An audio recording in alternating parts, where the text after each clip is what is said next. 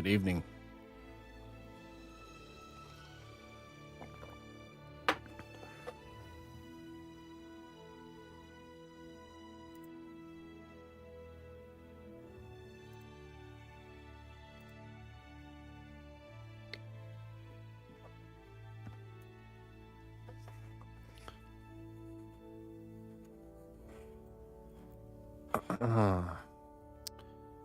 Okay, we're going to continue our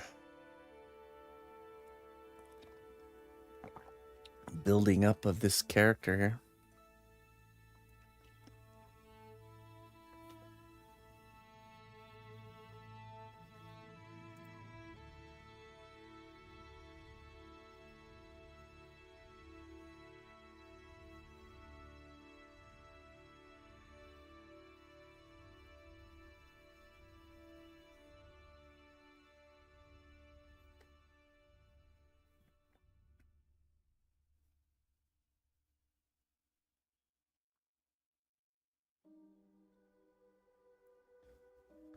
Get a reference going here.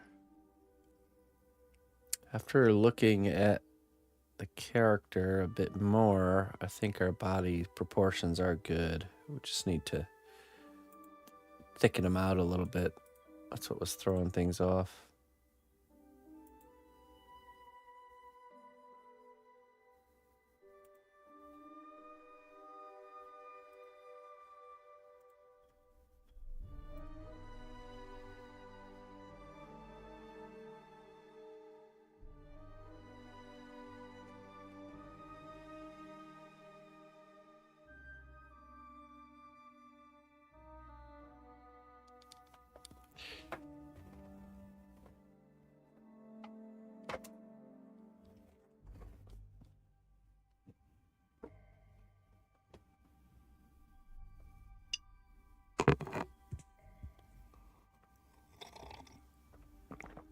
Let's get to work.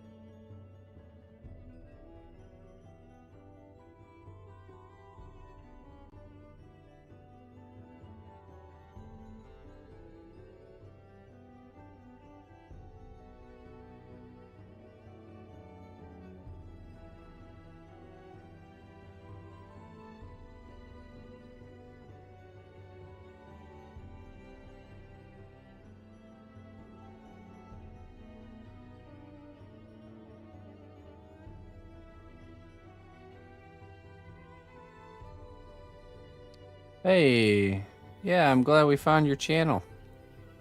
Thanks for subscribing earlier, by the way. I decided to just click on the sculpting tag to see if anybody new was on that I didn't know about, and poof, there you were. But oh, hey, well, there we go.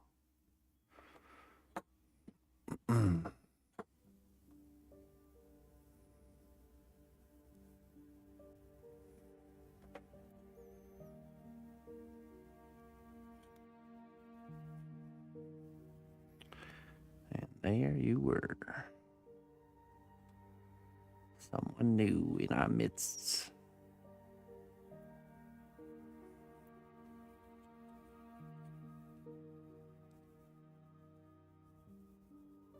Huh? Oh, with who? My audio or your audio?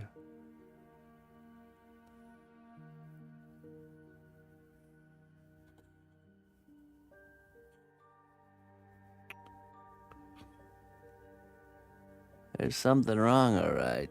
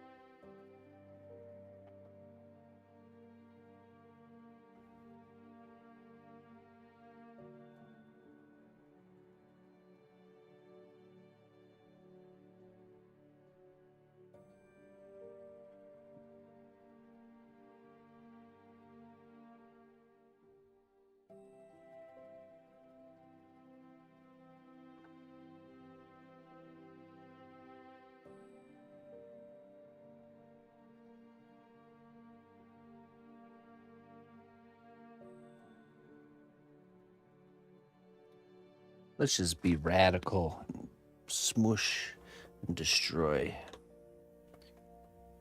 You know, there's something to be said about the really getting in that mindset of radical change, especially early in your piece. To not get, it's so easy to get timid quickly. And it's really the cause of what messes up a lot of things with like proportions and stuff. Being too timid to make the necessary shift or change. Attachment to the work.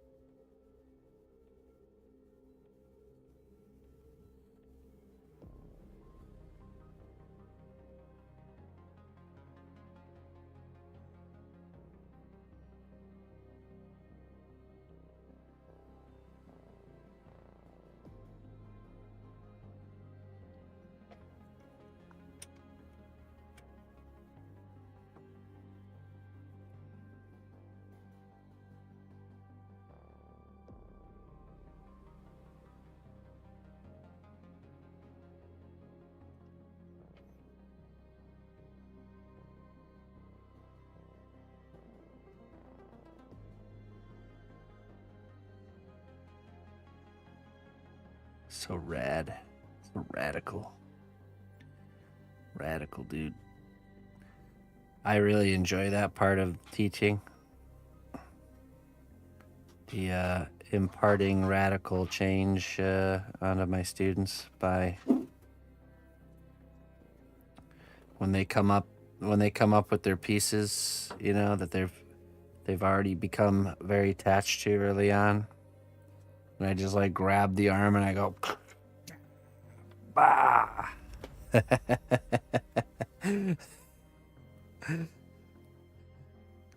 it's an emotional roller coaster for them.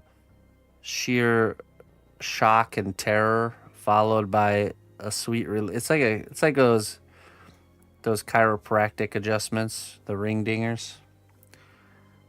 It's like they go through a similar experience there. Shock and like pain, and then followed by like serene calm and like peace after they see the effects of the change.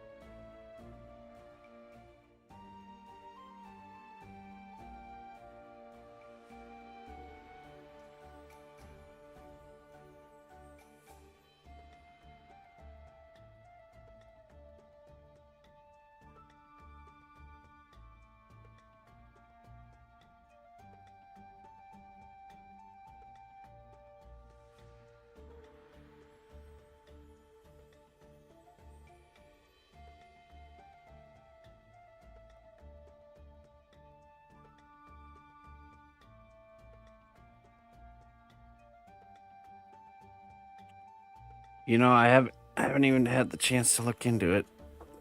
To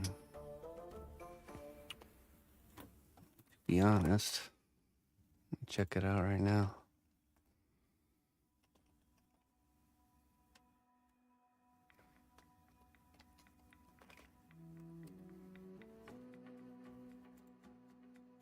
One moment, please, Mr. Giesbaum.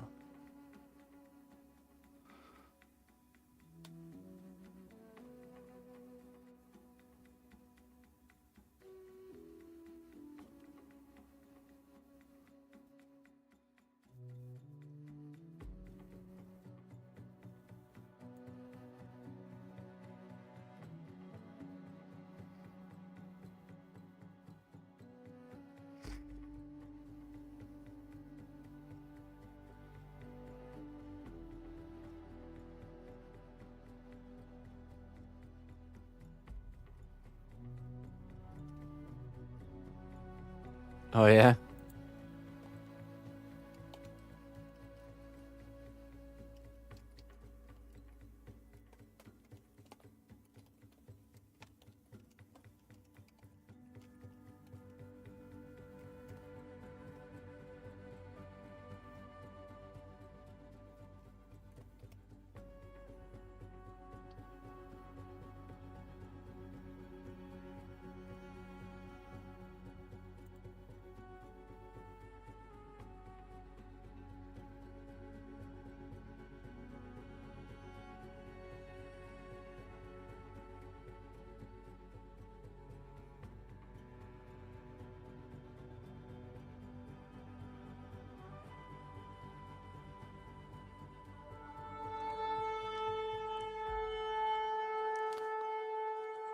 Oh. Hey. Arlenia. Arlenia. Thank you so much for the raid. Over on Kick. Welcome. Welcome in. I was just looking up. I have to fix my broken affiliate link for Amazon real quick.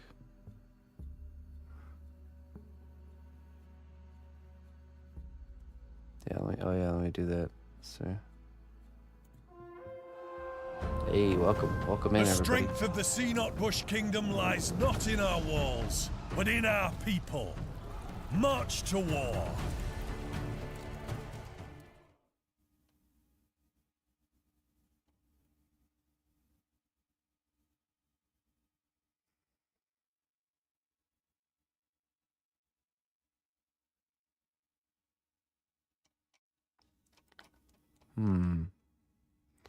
What's up, Watermelon?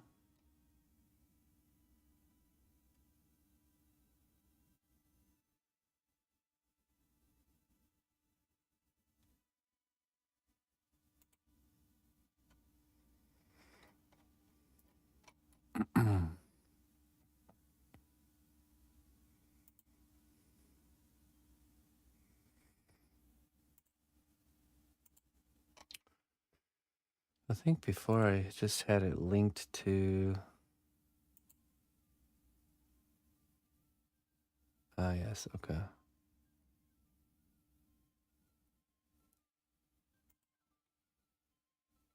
Just to my shirt.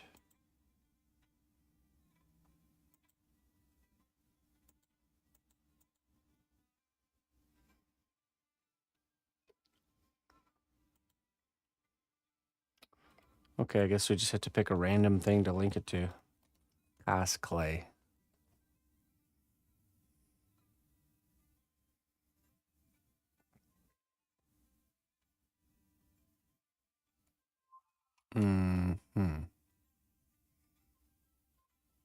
Here's medium firm.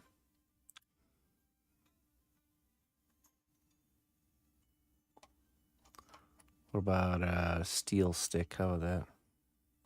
How you doing, Webb?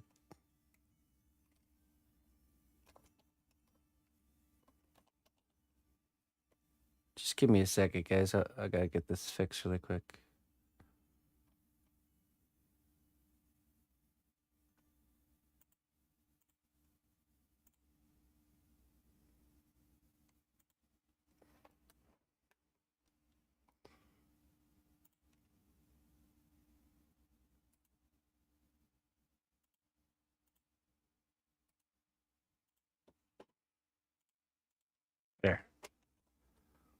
Go ahead and use that for right now, Geesbon.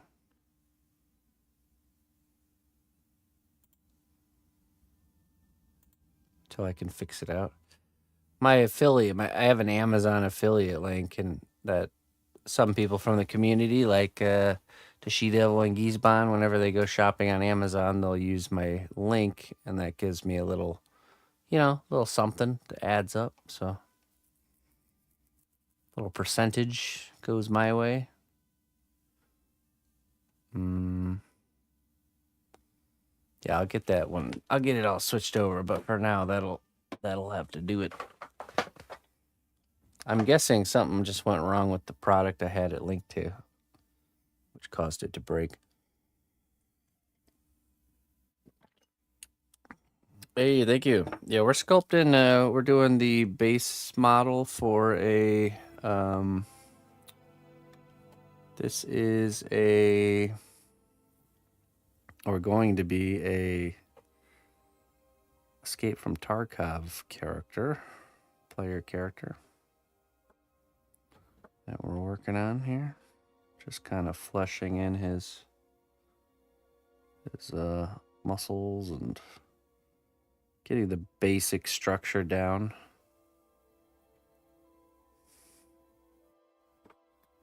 Let's see. Hey, thank you.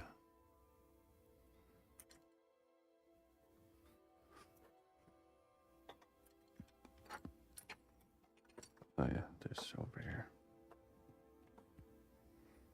I appreciate you doing that there, Mr. Geesbon.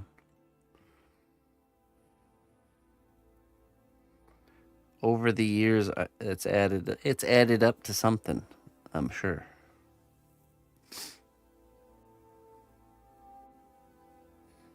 Couple bucks here, couple bucks there, really adds up to something.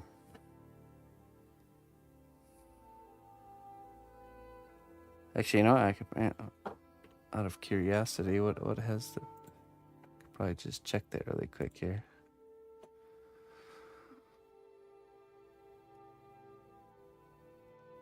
$1.33 in the last 30 days. There we go. I wonder what the. Wonder if I can check for the year. Oh, I think is that the year? $9. No, okay. There we go. From January till now, it's $40. 40. That's not too bad. It's like $26 in March. So all those little things really add up to help keep things afloat. What about yeah, okay, yeah, that's good enough. If more people would use the link, it would be even more. But there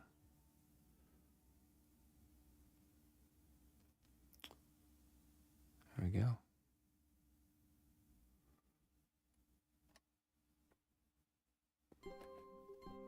It's from 1,000 clicks. Not too bad. $40, 1,000 clicks. What's up, tow truck?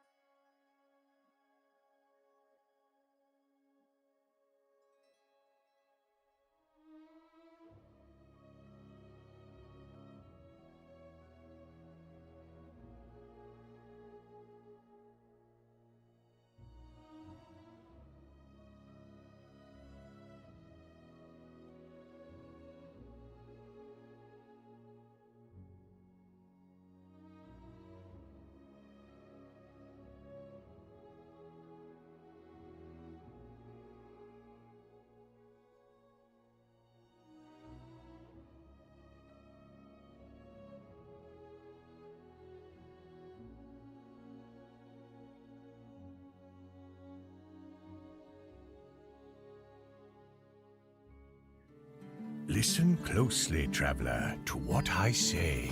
Twitch Prime does not even cost a dime. Hey, Nick. Thank you for the 10 months, man.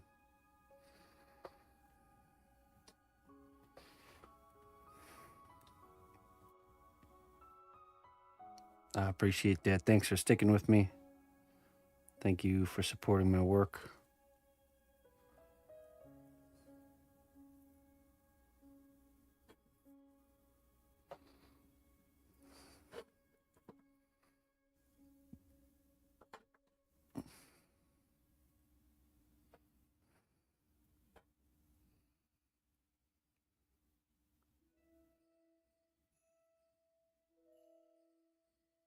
Hope you're having a wonderful evening. We went on a little adventure today, me and the family. We've lived here right next to the Mississippi River for almost 6 years and never really went out on the river. So the missus thought it was a good idea to go jump on a boat. And they have a boat here that's literally like a bus. No joke. It's like a bigger kind of, it's like almost like a glorified pontoon boat that every 30, has 4 stops, and every 30 minutes it does a cycle, or there's 2 of them, and you can catch one every 30 minutes and just kind of hop around. The whole circuit takes an hour if you stay on the boat, which we did. Yeah, it was good. Only cost like $20 for all 3 of us. And technically, it's the pass lasts for all day, so. Big floater bus, yeah.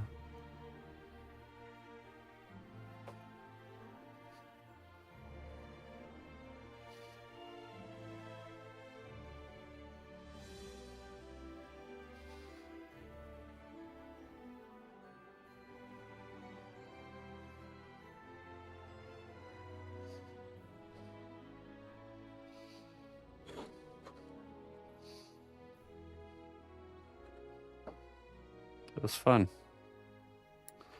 A good time. I think we'll do it again, but next time we'll start earlier in the day and we'll get off at the stops and kind of wander around.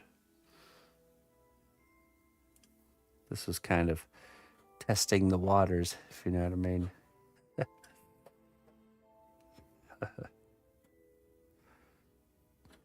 Get it? Testing the waters. Dimitri. Thank you, Dimitri. Thank you, sir. You're the best.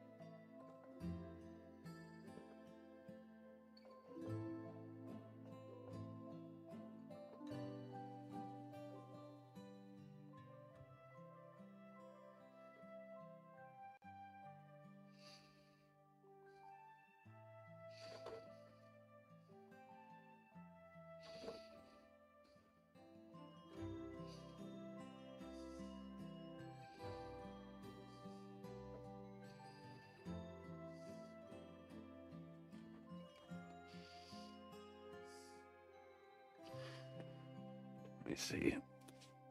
Okay. Definitely feel much better about these proportions now that we got the body more filled out. I'd like to find a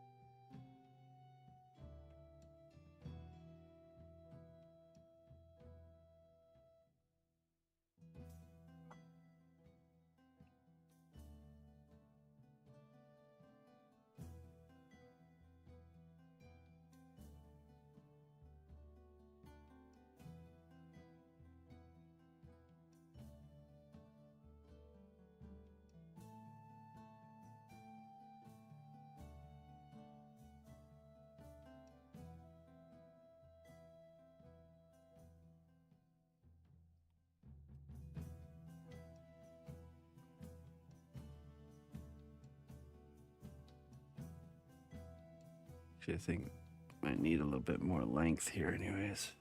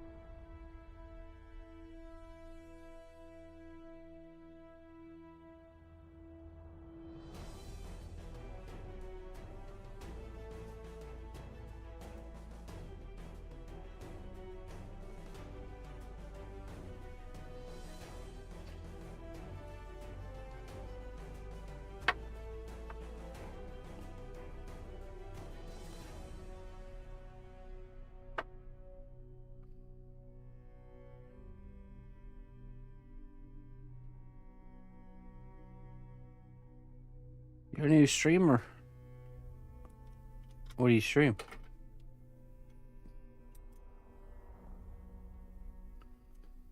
What's the plan for Sunday? Well, we'll probably finish off the arm, you know,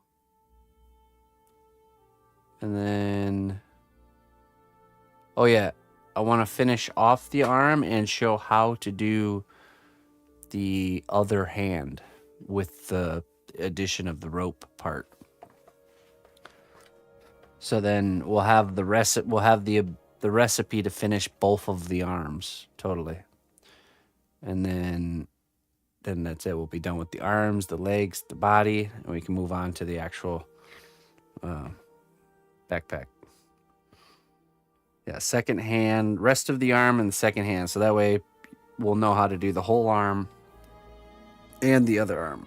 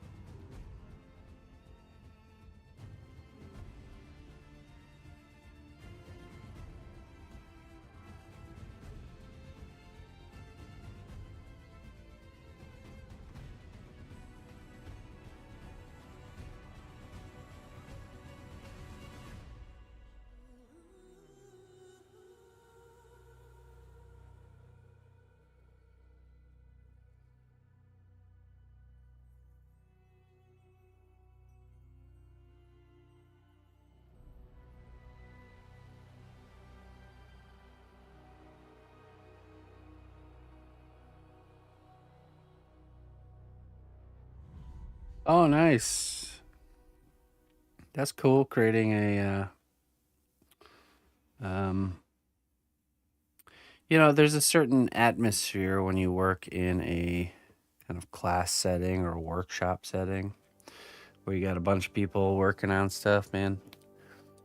It's like it makes the doing the work so much easier.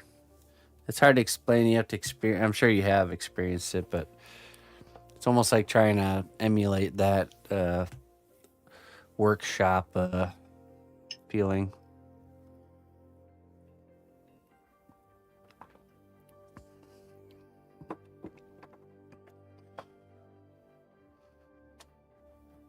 Um, yeah, that's totally normal experience. It's just a battle we all have to face. It's the struggle, though. It's the frustration and the struggle that shows you that you're actually growing. So it's when you have that struggle and that frustration, and you continue to push through it, and continue to kind of go to battle with it, to butt heads with it. That is what is growing you. You know. As much as I would love for learning and growing to be a comfortable experience, it just simply isn't. And it's good that you hear this because nobody ever says this. So if you never hear this being said to you, some people might misinterpret that feeling of struggle as them not getting it, that they're on the wrong path because it's so difficult. But it's like, nope, that's just the way you gotta go. You're right on track.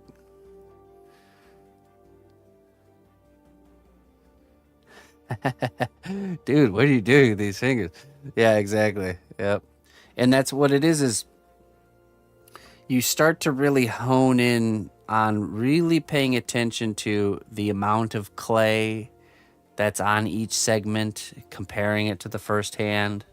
You start to really sharpen your attention to what you're actually doing, like where you're adding clay, how much you're adding, what are you doing after you add it, how are you moving it around,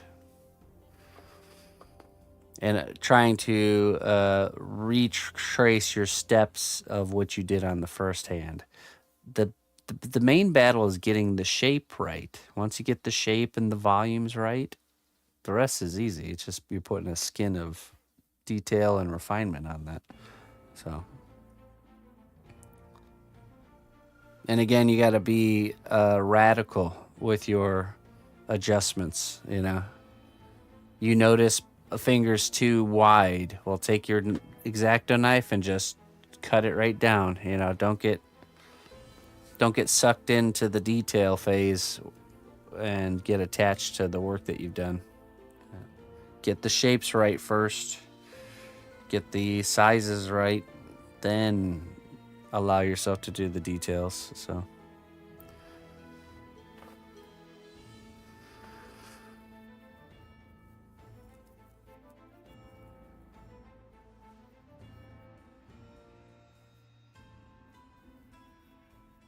Oh yeah, for sure.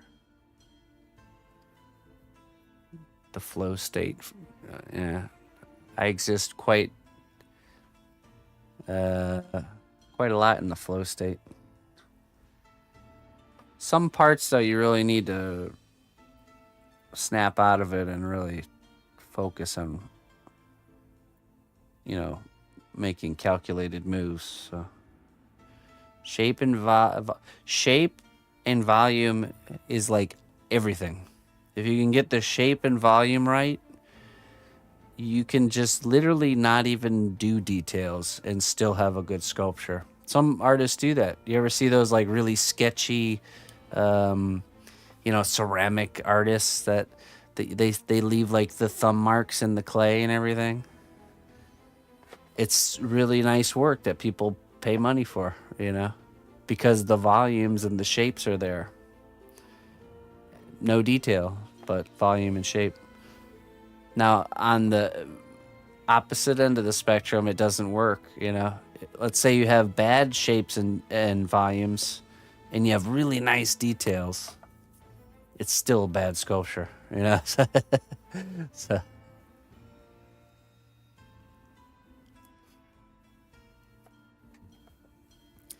yeah, you know what I'm talking about. Like, let's see. Let's see if I can find an example. Let's see.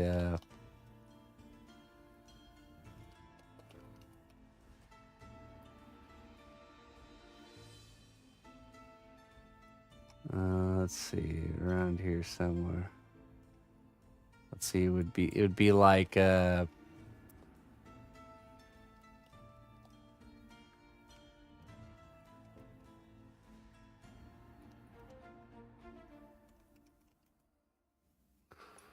do we even look for?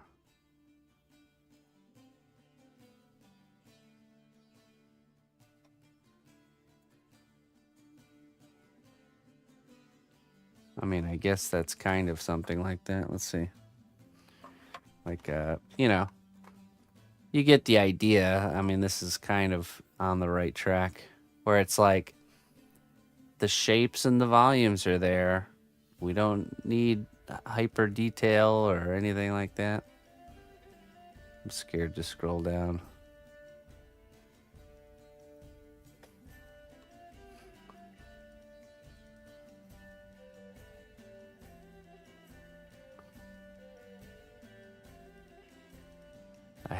I have an idea of that right in my mind, but I just need a good example. I mean, here's kind of one. I think is this with cardboard. You know, this kind of stuff. You know, like shape, volume, proportions there, but it's cardboard. You know, don't need details. Still looks good.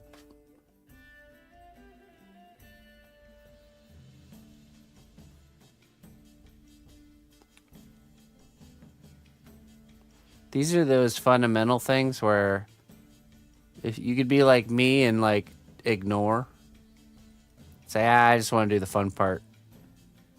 But you eventually find out later that, oh, you know what? I think it's actually kind of important.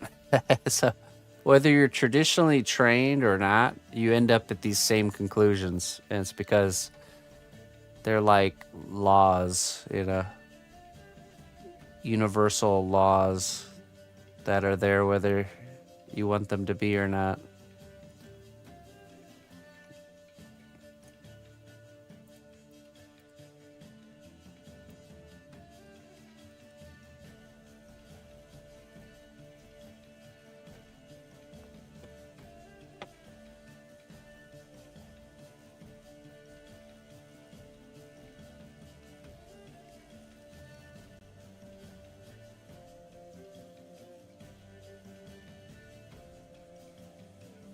Right. The shape of the canvas and or how it kind of goes with certain shapes of the body. Yeah, it's every art form has these like fundamental principles that are just there whether someone teaches you in a classroom or you go out and you just kind of come to the same conclusions. It's just these universal rules.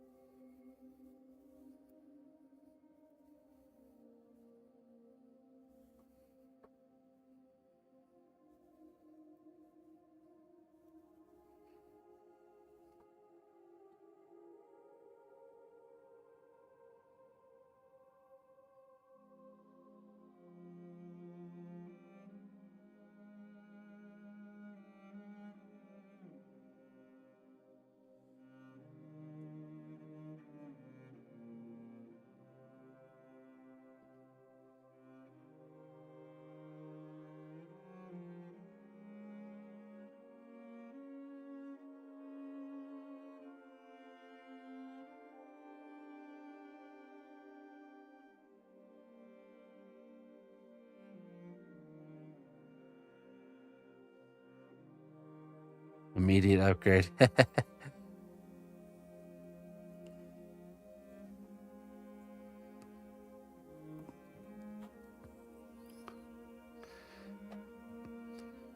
Yeah, so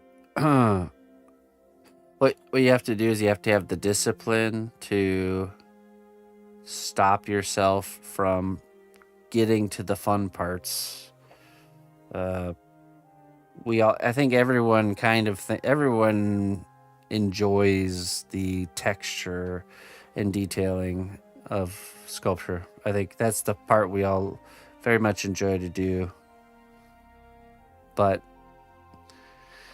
and a lot of times you'll rush past the foundation to get to that part, because it's the fun part, But we have to stop ourselves. We have to really, if there's any parts to be picky on, it's that, but those base shapes, those the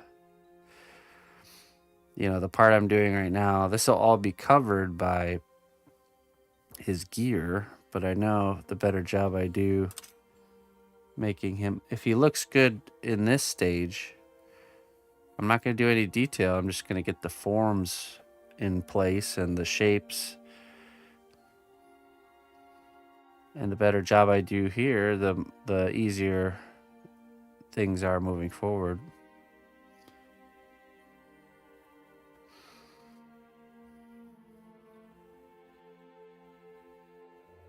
I could just hurry up and just get them in the oven and bake them so I can move on to doing the gear on top, but I'm setting myself up for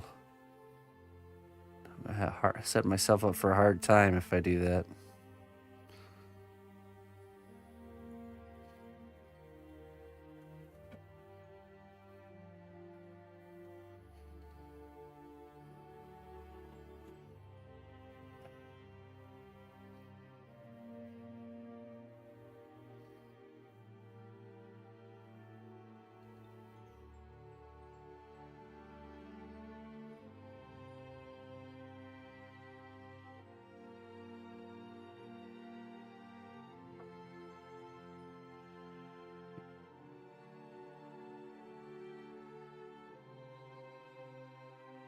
I feel like my first 2 years here were learning techniques and finishing projects.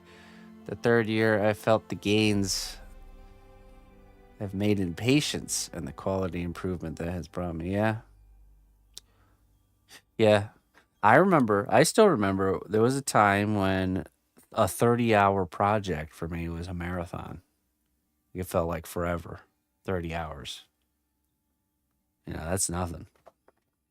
30 hours is nothing. You end up breaking through there's a ceiling that you break through where it's like, now I could spend hundreds and thousands of hours on a project and not really feel a difference. But it's also because I pace myself. I don't just bore in on the same project every day. That makes a big difference. I get excited to work on each project for each day because I've had a week to kind of let it marinate. A week to look at it and think about it. And you think you don't. You think you're like, you don't really think about it, but you do when you're in passing and you just glance at something that's on your shelf. Like, you really have these little thoughts throughout the week. Like the whole week I've been glancing at this guy and thinking, man, his head looks too big, his body looks too small.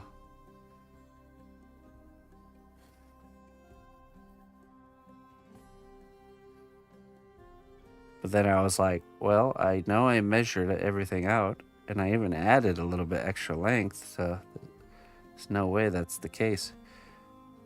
It was a mind game, though. It's because we didn't have the volumes filled in. So, perceived that the proportions was off. The proportions was not off. It was just the volumes. The absence of volume making it seem like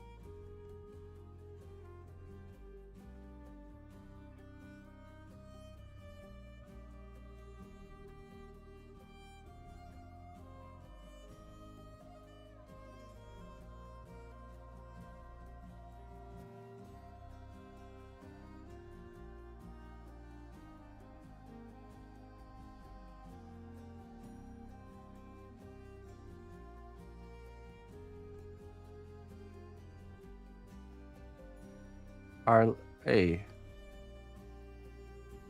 Arlen.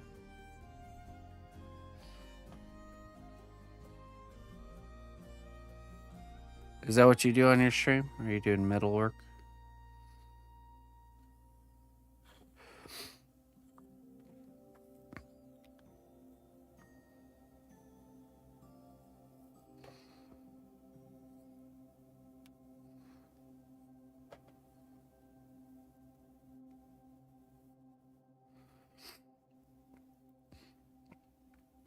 I could see doing a class where we do a buff male character, like maybe like a barbarian character. I think that would be really beneficial. It would be a definitely a not an entry level type of class, so probably a little bit more intermediate, where we really nitpick the anatomy and stuff.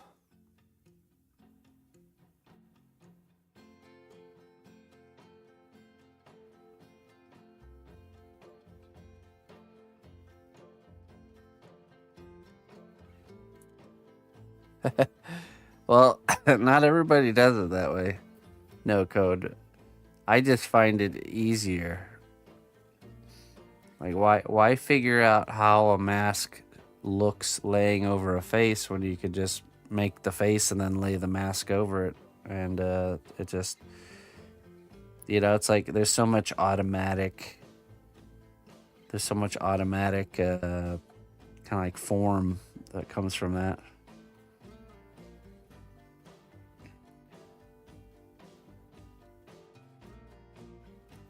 Yeah, or like a comic book character or a superhero. Basically, yeah, like walking anatomy studies. Sculpt your own superhero or supervillain. Clayman.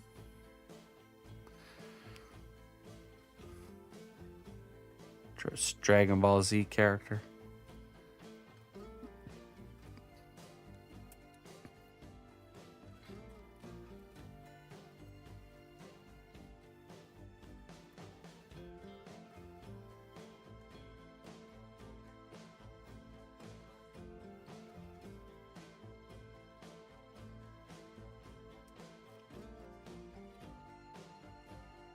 Do all kinds of stuff, but soon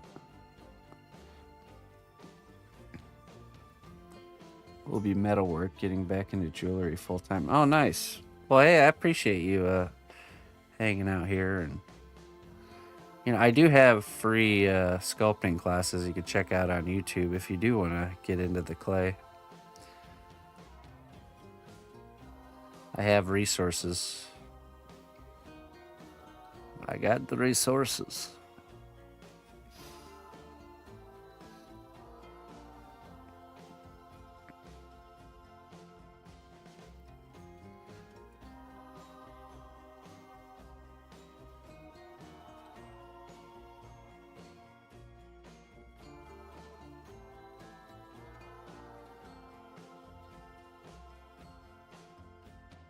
The metal clay. Precious metal clay. Always wanted to try that stuff. Never have, though. Oh, there you go. I still think that counts.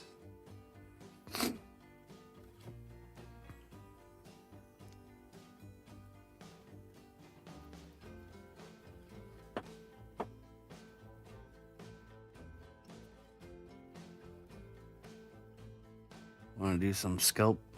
Want to do some sculpting?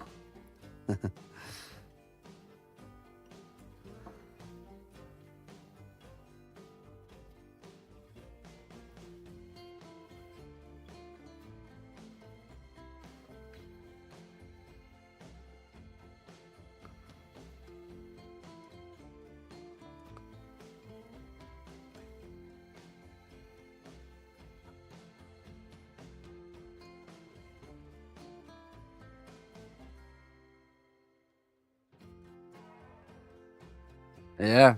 Well. Start throwing noodles at the wall until one sticks. Then you'll know the noodles are ready.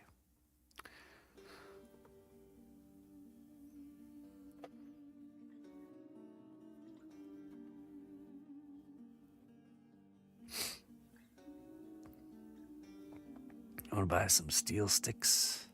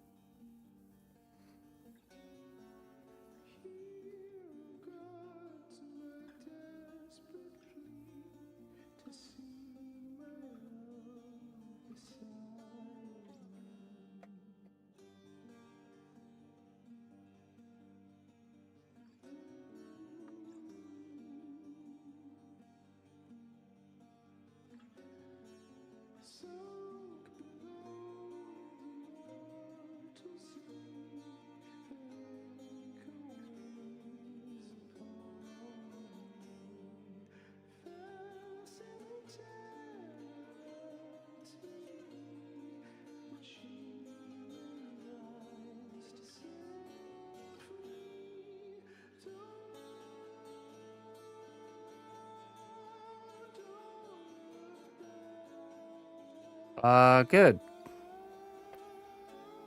We only have one piece to make until the one side is done, and then we can. Then we'll be able to start the other side.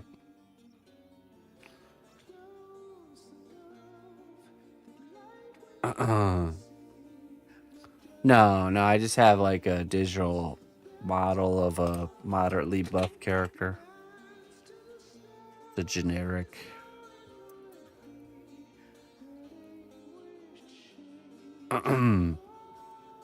If this were a piece where the anatomy would be the final like look will be showing, then I'd be diving in deeper. But I just have a general, just kind of a basic,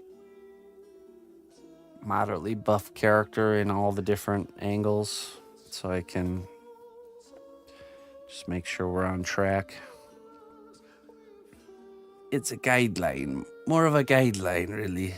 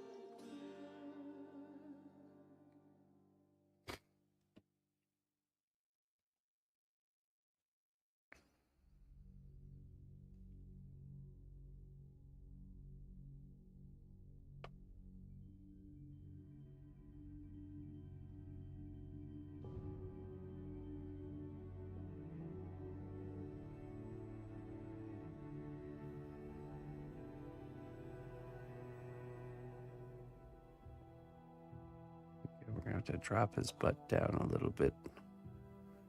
Just a smidge.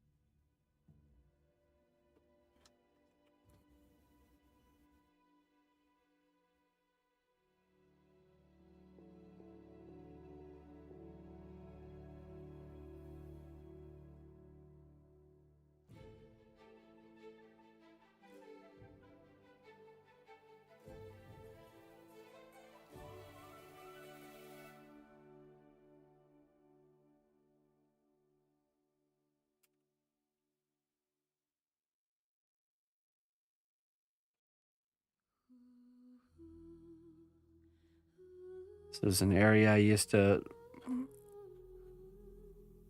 have to fight all the time. Was kind of like when the transition between the legs and the torso, and learning that there's this kind of like this dimple in the side of the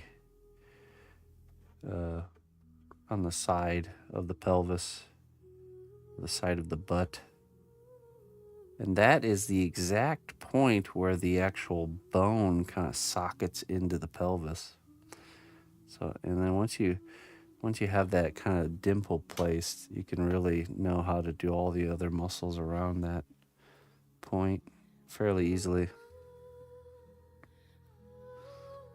Was a big eye opener with that particular dealing with that particular area.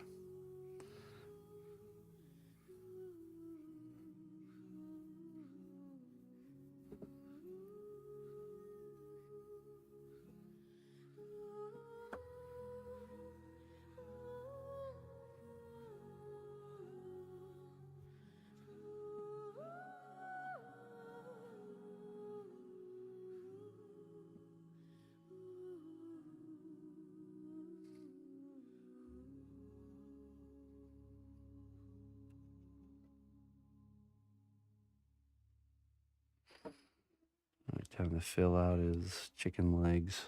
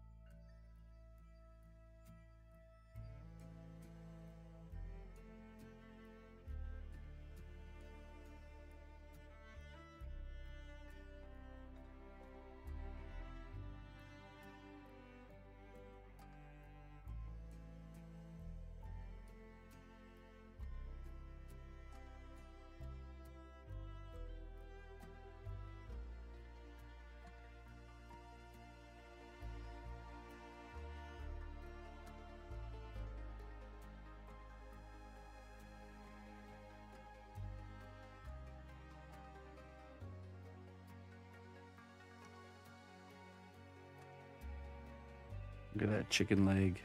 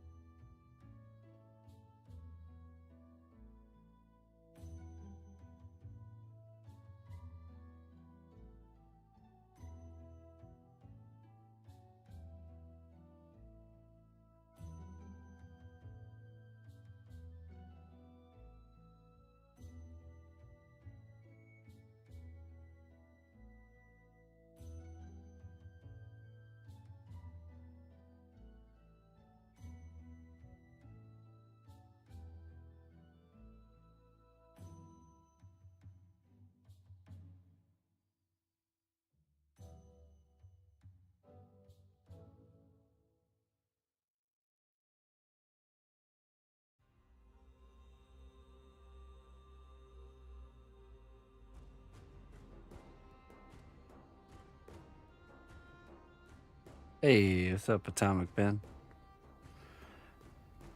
The eve of Friday, indeed, already.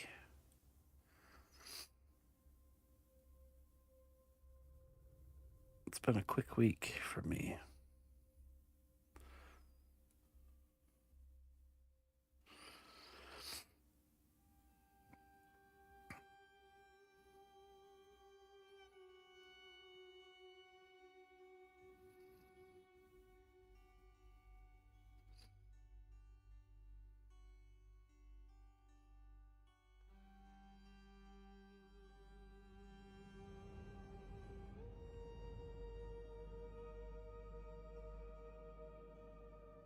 Quick week for you too, huh?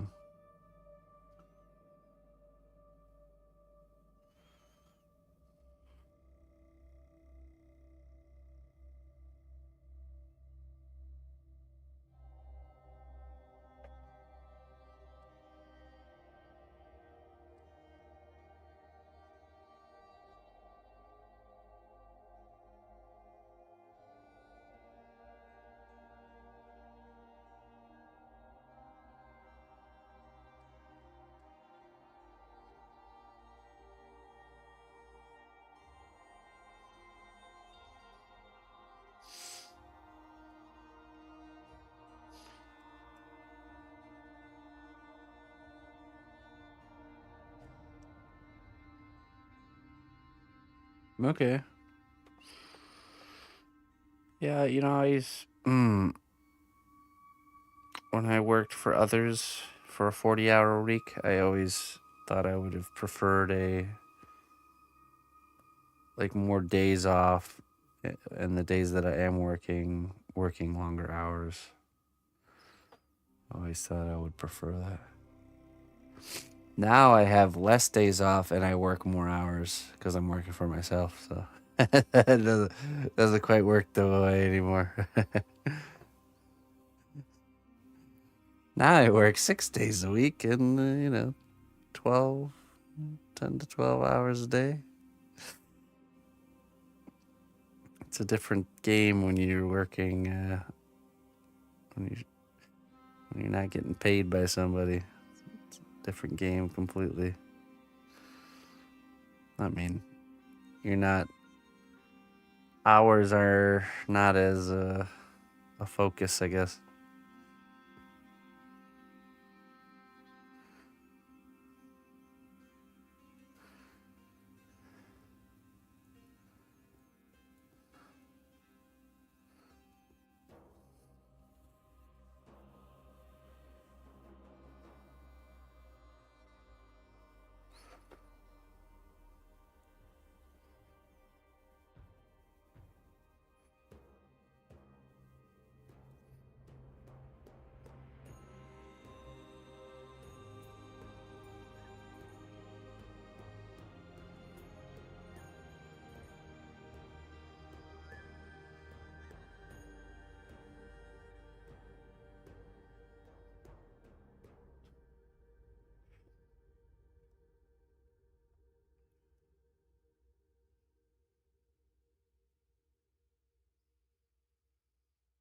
Four nines with half Wednesday.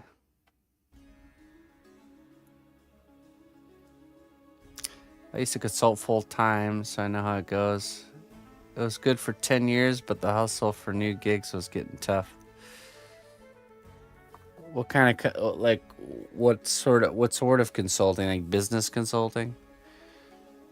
Would you they would have you come in, look at all the informations and stuff, and then kind of give them advice on what things they could improve and how to move forward and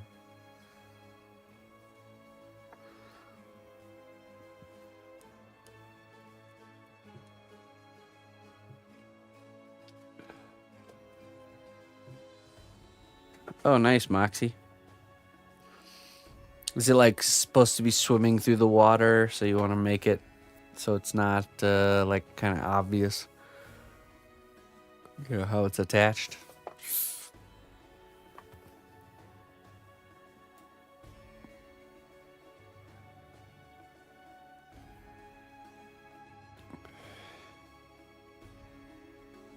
business analyst with enterprise architecture is my specialty. Okay. Well, I mean, it's probably good that you got out of consulting because I could see that being on the chopping block with AI. So, then again, I could see a lot of things on the chopping block because of AI. Practically everything eventually.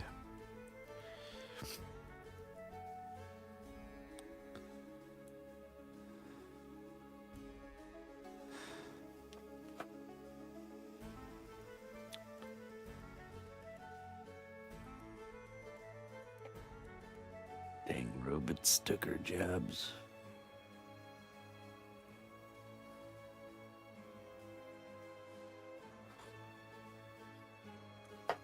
The only jobs available will be plugging into the matrix, becoming a battery.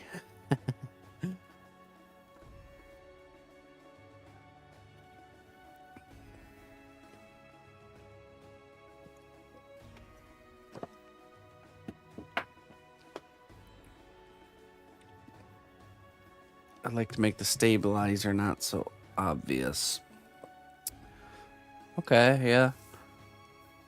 Yeah, it's the difficulty is when you sculpt something like that and then try to make the structure, it can be a challenge because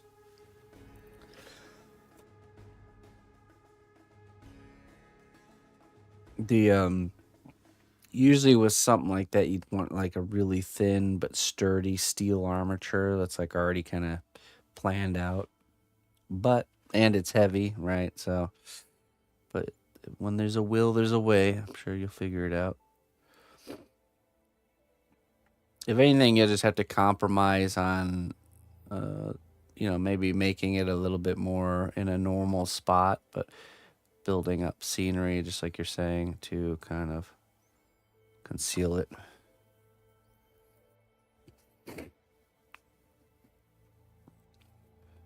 Okay. Let me go refill my coffee, and then we'll continue. But yeah, I've learned over time that anytime you want to make like a really cleverly hidden kind of armature, knowing that at the beginning makes a huge difference. I think my biggest one I've done that on was the first one I really executed pre-planning was Alduin. This massive dragon that's literally being held up by a tiny little spot at the bottom. So if I hadn't pre-planned that, there's no way I would have been able to make it as sturdy as it is. So, but anyways, let me get some coffee. I'll be right back.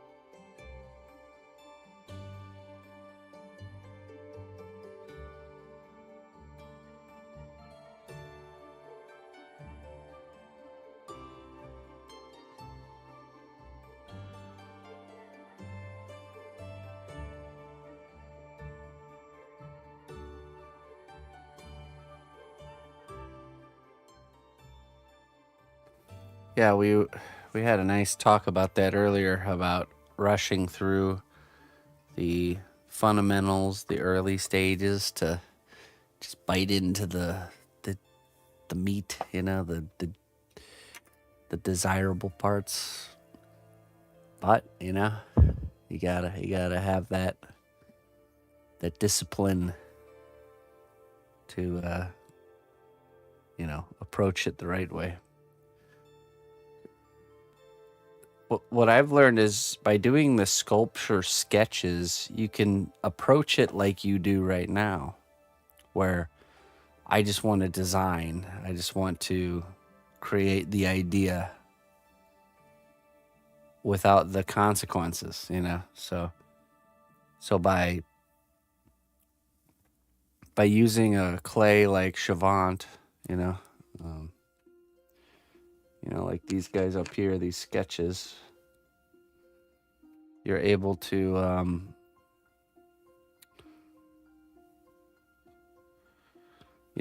you're able to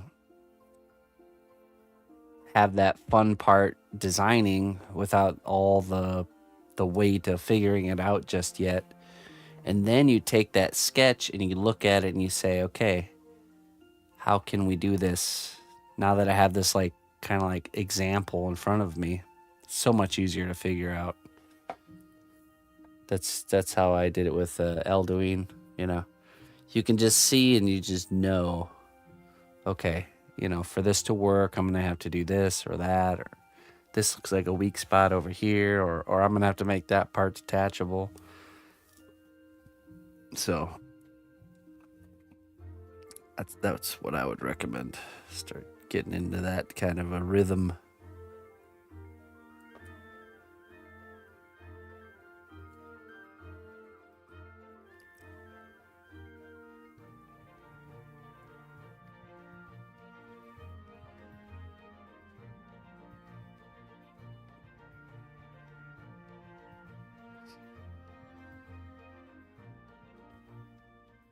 Patience. It is a muscle. It is a muscle. Yours will get stronger too.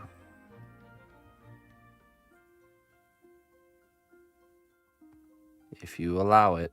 A lot of the times our stubbornness gets in the way, or right now you're learning a lesson right now of, I should have planned this part ahead of time. Well, you just got to mental note that, and it'll be one more little thing that will hopefully convince you next time you're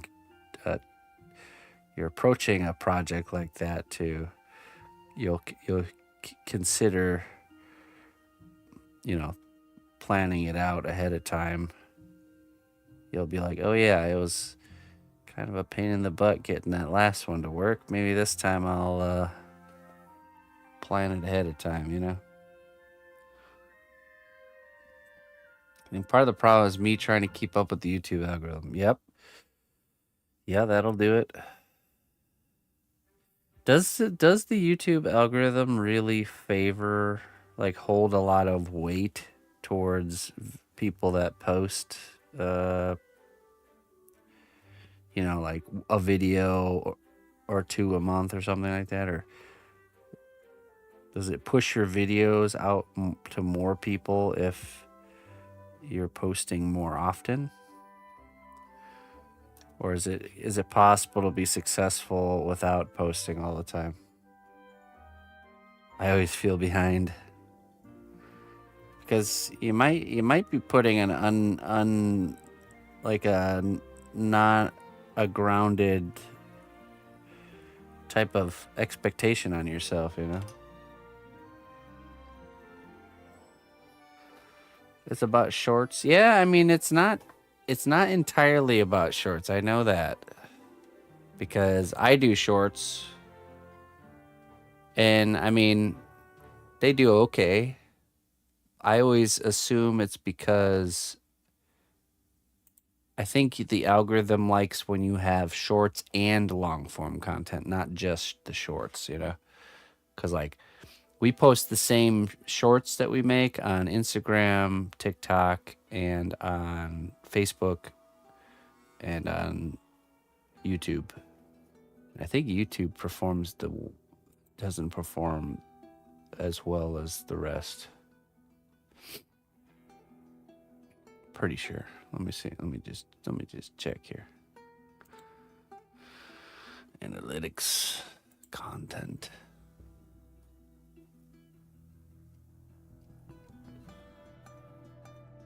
Live streams. Death Stranding. When I was doing the Death Stranding stuff, it definitely seemed to do pretty good. That's because that was oh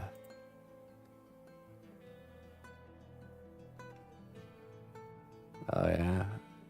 Okay, that one did. That one of the shorts we did for Sam Porter did pretty good. Like 4,000 views.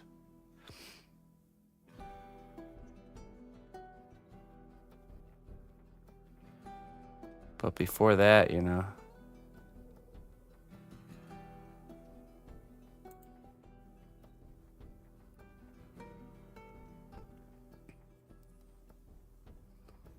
Impressions. That's what, 33,000 impressions? What the heck? 33,000? What does that even mean? 33,000 impressions? Does that mean people saw it on their feed but didn't click on it?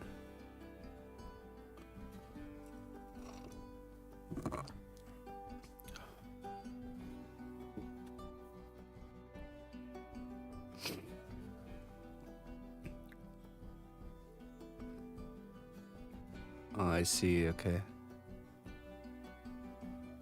Okay, yeah, so excluding the Sam Porter stuff, my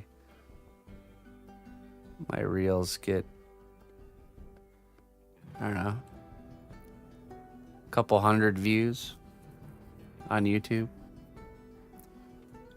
And those same ones on all the other platforms do significantly better. I think there's just something more to it with YouTube.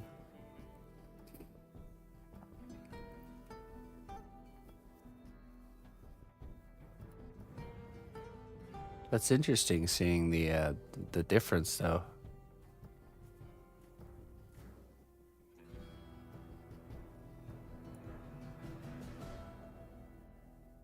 Doing those. Oh, that was the Dragon class. What the heck? Dragon class short. 33,000 impressions, but only 3,000 views.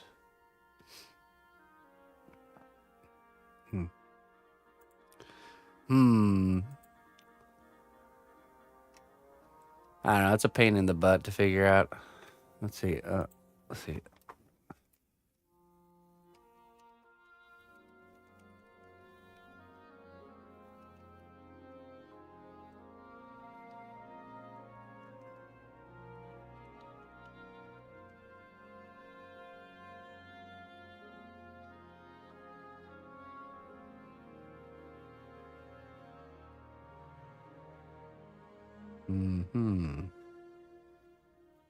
I see.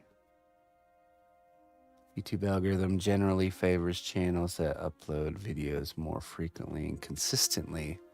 I just wonder where's the balance on that, you know what I mean? Like what's the number?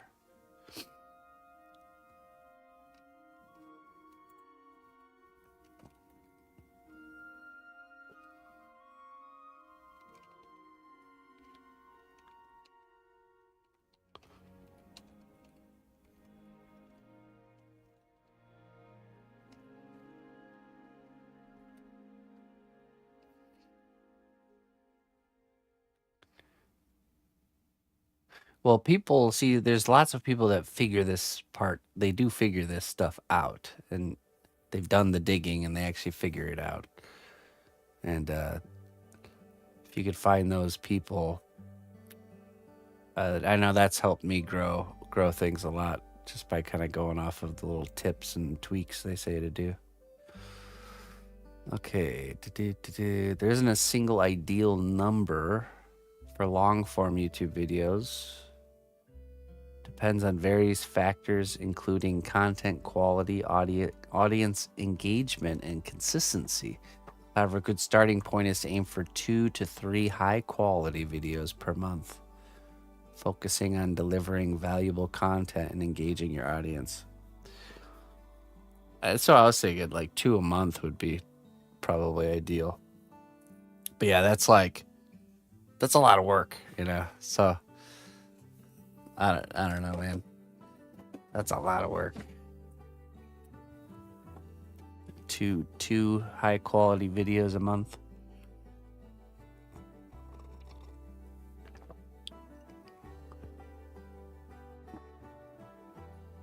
Yeah. Yeah, because at the base level, you got to have the quality of work, you know, that's the most important. Because if your work grows, everything else will follow. Yeah.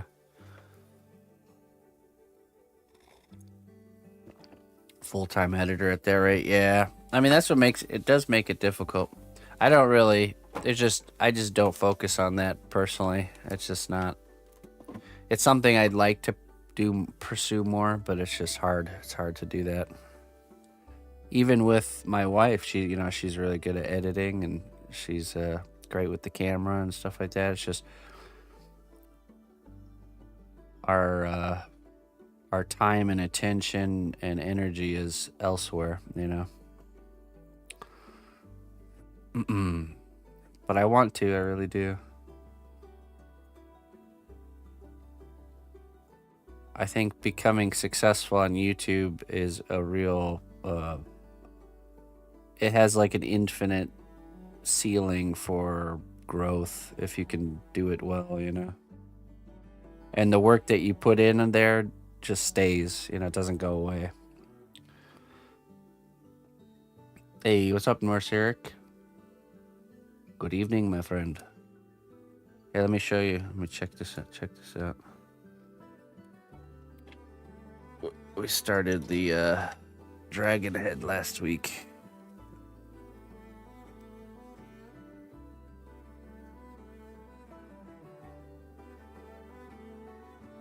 Still in the early stages.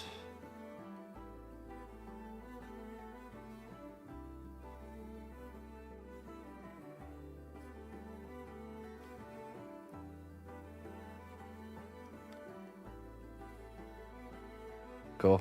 Yeah, I'm excited to bite into the details. Hey, Rajawi. Am I saying that right? I don't know. I don't really get into those topics live, if you know what I mean.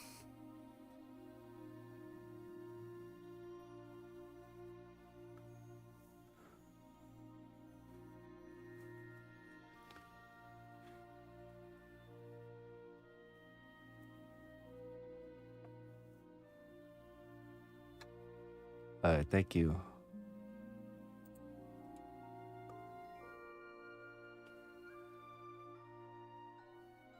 Been away for months due to illness and excited to be back. Hey, welcome back there, Hugo. Sorry to hear you're not feeling well, man. Glad you're back with us here.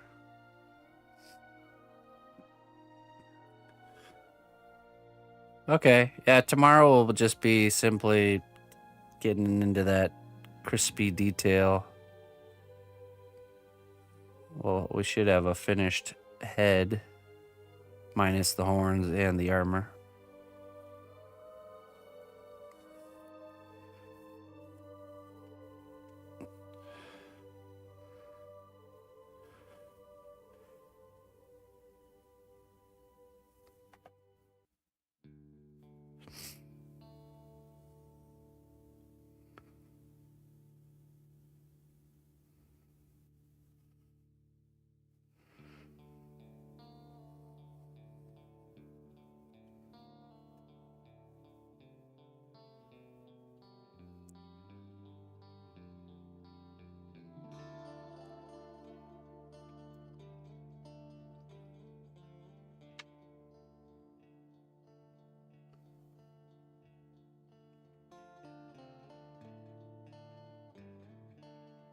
3 to 5 weeks. Nice. Uh, Raja. That's just not something I get into here on stream. I appreciate your curiosity.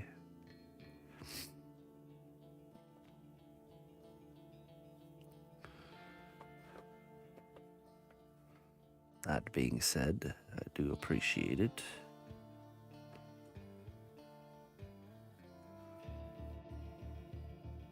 Am I saying that right, Raja?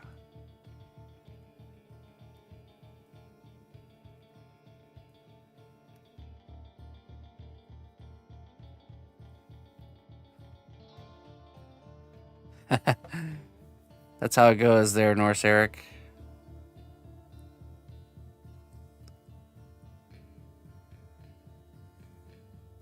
That's how it goes.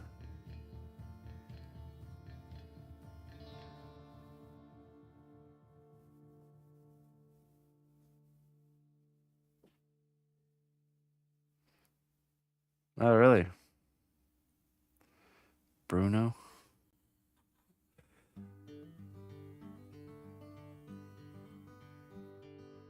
I feel like I've heard that name before.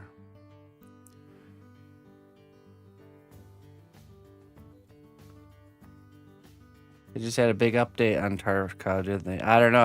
I don't keep up to date with Tarkov stuff.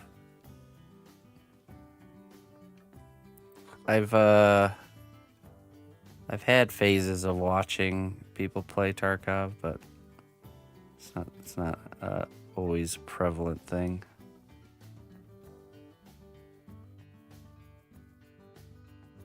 No, this is for an individual client, a private collector, not for the makers of the game. But hey, who knows? Maybe it'll get their attention.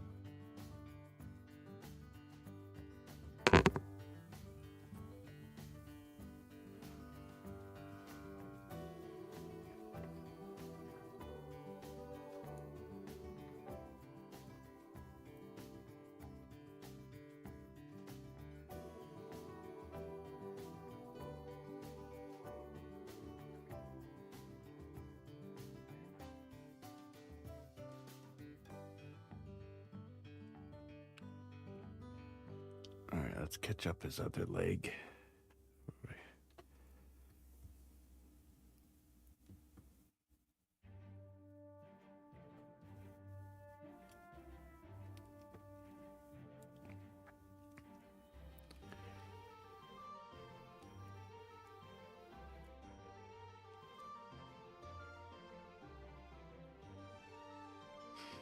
Hey, Moxie. We'll catch you later.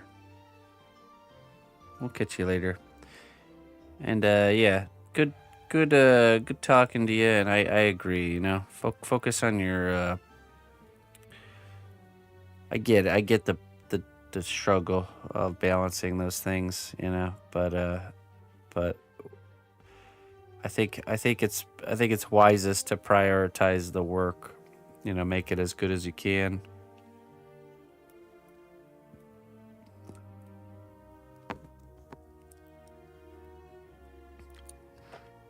What happened, Hugo? Would you come down with something, or did you have something else going on?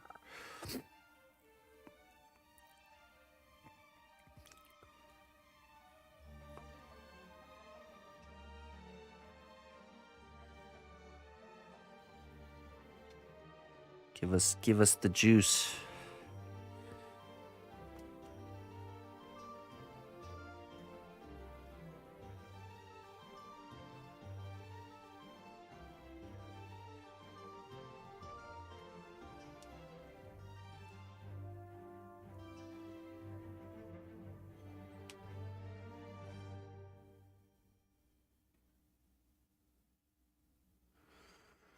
Chronic stuff that comes and goes. Okay.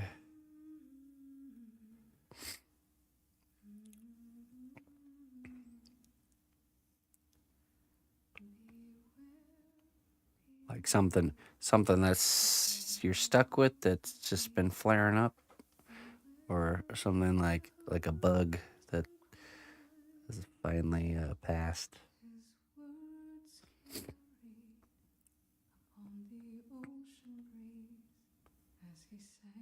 Life form. Okay. Yeah. That's unfortunate. Well, glad you're feeling better. Gotta take the wins when we get them, right?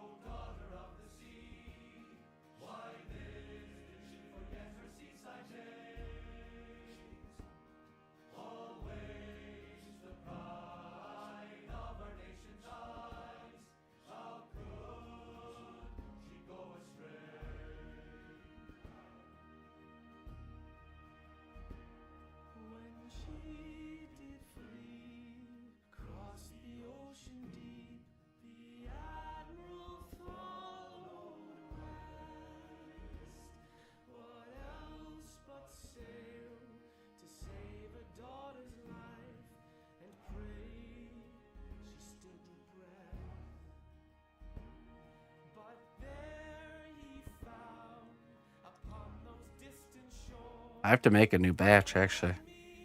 Now you know what I made today? I took 3 packs of strawberries and turned it into a homemade strawberry syrup for making homemade sodas for Emma.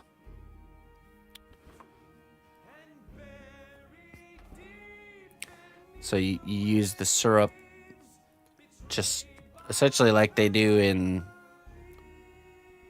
making actual soda, but instead of chemicals, it's strawberries, some sugar, and some lemon. You rinse and clean the strawberries, cut the tops off, and then you cook them with the sugar and sugar and water, and then you till it softens up. Then you kind of blend it up and then reduce it till it's like a syrup consistency. Then you strain it, add lemon juice, bottle it up, and then you mix that with seltzer water. Or what I want to try doing is natural carbonation using essentially using yeast, where you put the solution with water in a bottle. The yeast will consume the sugar, some of the sugar, and turn it into carbonation. So, but the delicious chemicals, no, no. But until I get that operation set up, we'll just do like seltzer water, and then you just add the syrup to that, and boom, homemade soda.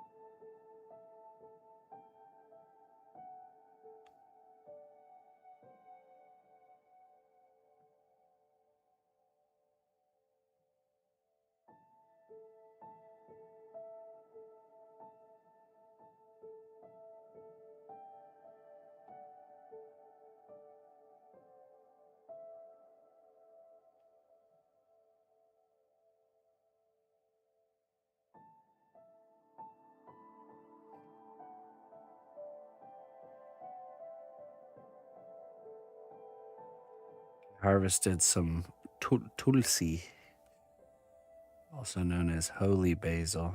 It's really good medicinal plant. It's a type. It's from the basil family, but man, it's got such a different aroma and flavor to it. Tulsi.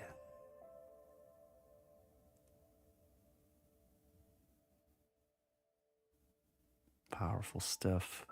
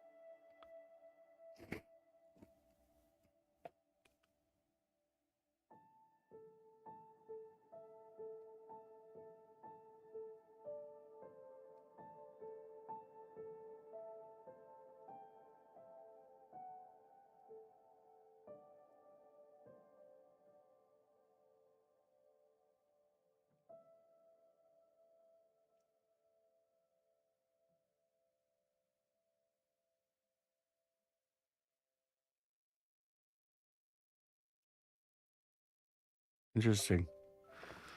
Kind of like a quick pie almost. A little fruit pie.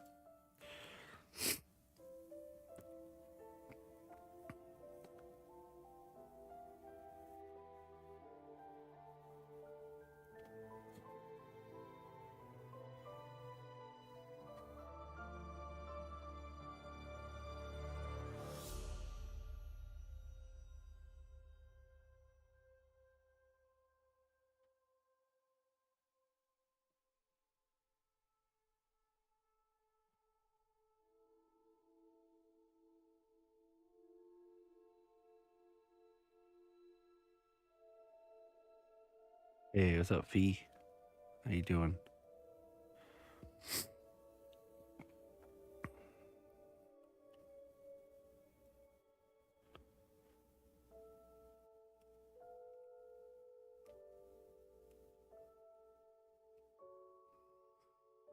Hey, great.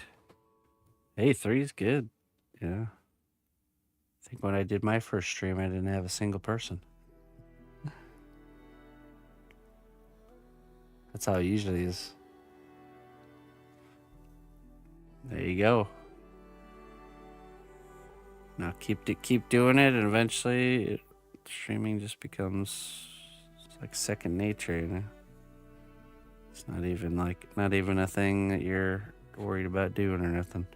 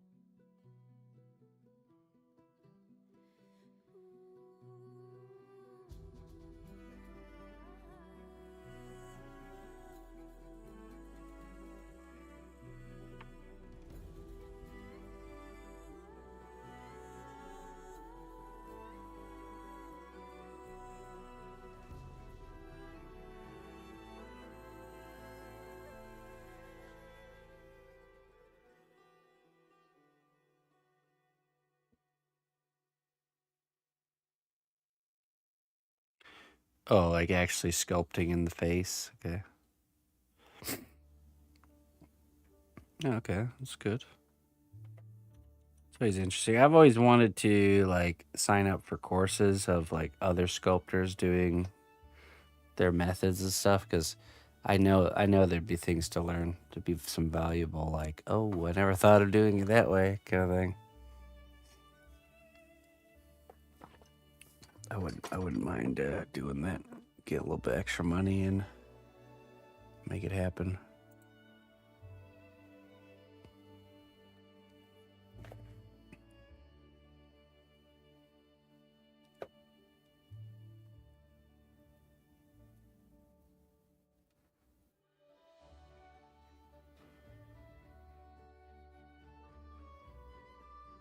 Yeah, no problem there, Fee.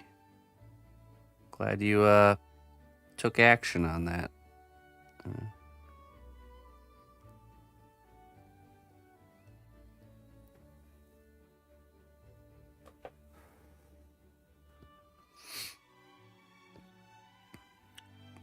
You were brave. Bravery is not the absence of fear, but it's doing something in spite of the fear.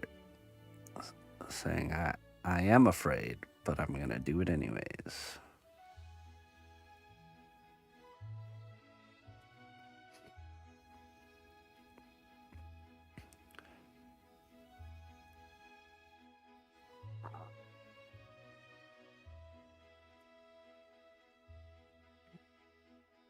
It doesn't help somebody to say, just don't be afraid. 'Cause that's not how it works. It's helpful to say, you're afraid, that's okay. Do it anyways. Be brave. Do it in spite of the fear.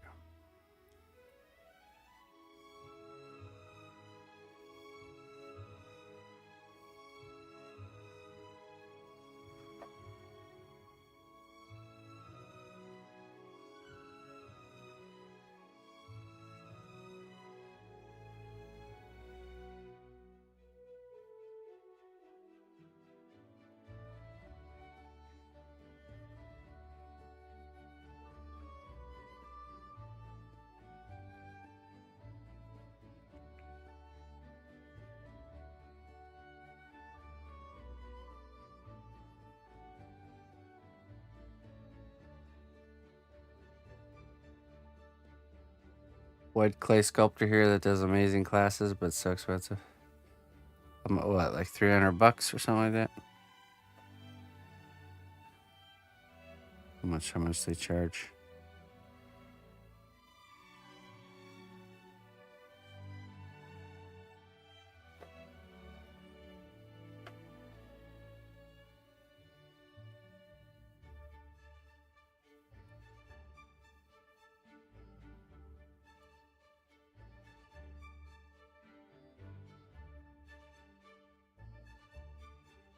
$600. What does that get? What does that get you? Just like a 5-day seminar type class, or?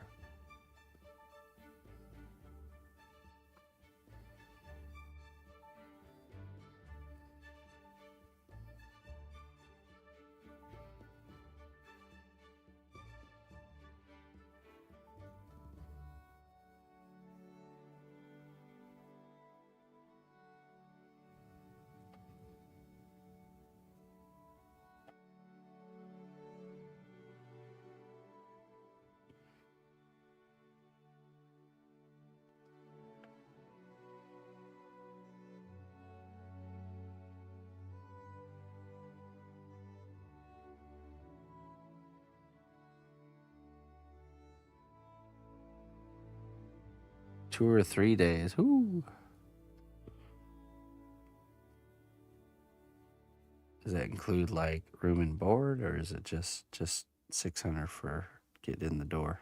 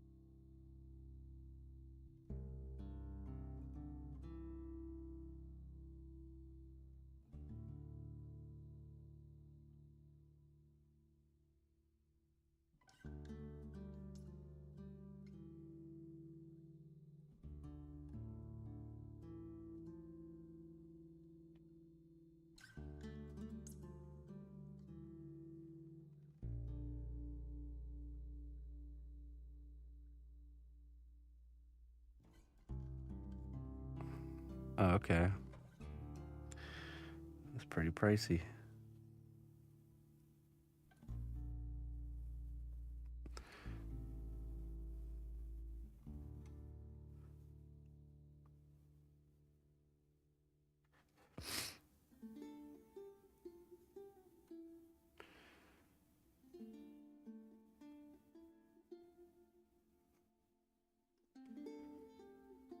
you know, a lot of people will see stuff like that, and you know, it's easy to gawk at it, but if you think about it, it's probably still cheaper than a like regular college course for, you know, like an entry level art class at a college is, it's probably still significantly cheaper than that, and you'll learn a lot more, kind of thing.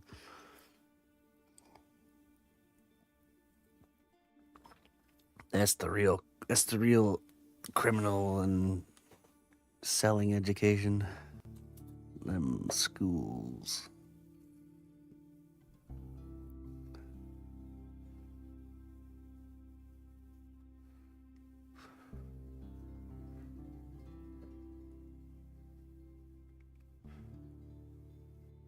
Banking off of the hopes and dreams of young individuals.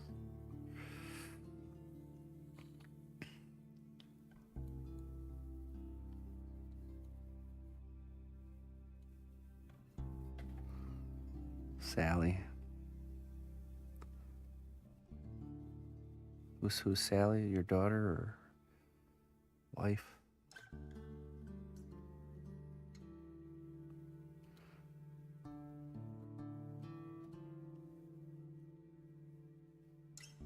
The one who did the pie, cherry pie. The love of your life.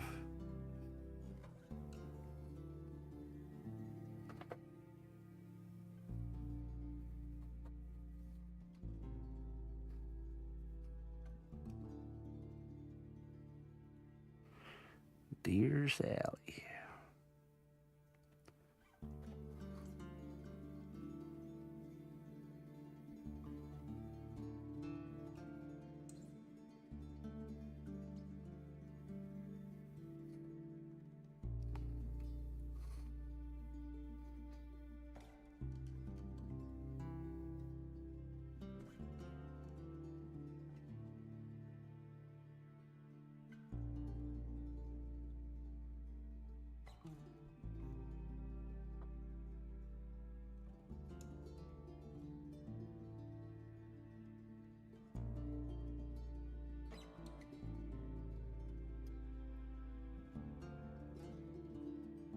Cherry pie.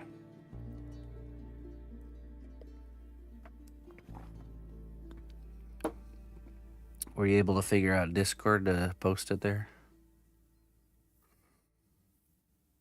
I sure would like to see it at some point.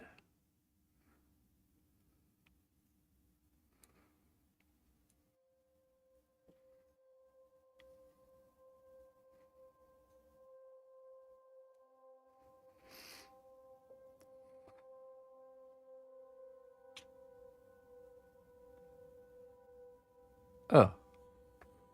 Exclamation point Discord will give you a lovely link. Join us.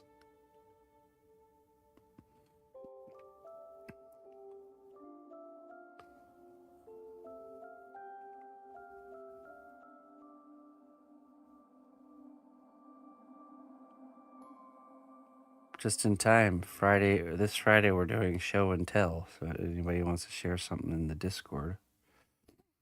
Tomorrow, after the sculpting work is done, we're gonna hop into the Discord and go see what you guys have been up to. See what's up in the kingdom.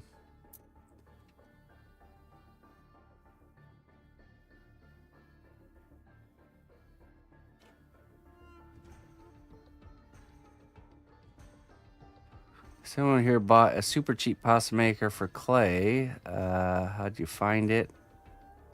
I think buying the cheap one is okay. And yeah, before you commit to the expensive one, make sure you're gonna commit to sculpture. Or if you have a bob like I do, you can get an Atlas 150 for, well, I got it for free, but he only got it for a couple bucks. I'm using an old Atlas from like the 1980s that had never really been used. that he found he found this one at an estate sale, and bought it for a couple bucks. So check out your local estate sales. You never know, you might find a high dollar pasta machine. Still in the original. It was still in the original box too. It was back in like the. Now this one back in the 1980s or whenever that was from, had the original price tag on it. It was like 30 or 40 bucks back then. So.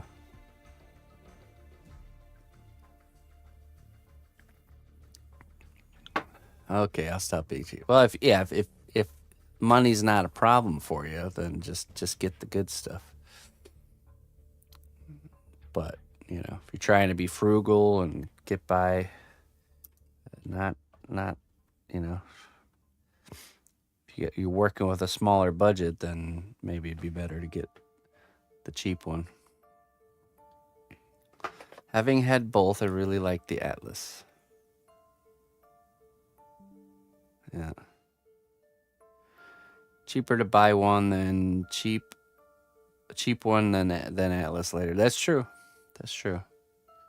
I only say that because I know how us people can be, where we are excited to get into some new thing, and so we buy stuff for the new thing, and then we don't stick to the new thing. And then we've just bought in a bunch of stuff that we're not using. So that's I always recommend, if you're really, but if you know you're gonna stick with the sculpture, then then just get the good stuff.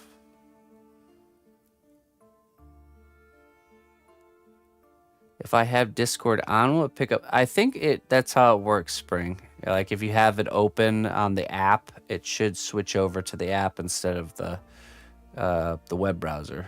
So just have it open and logged in, and it should like redirect.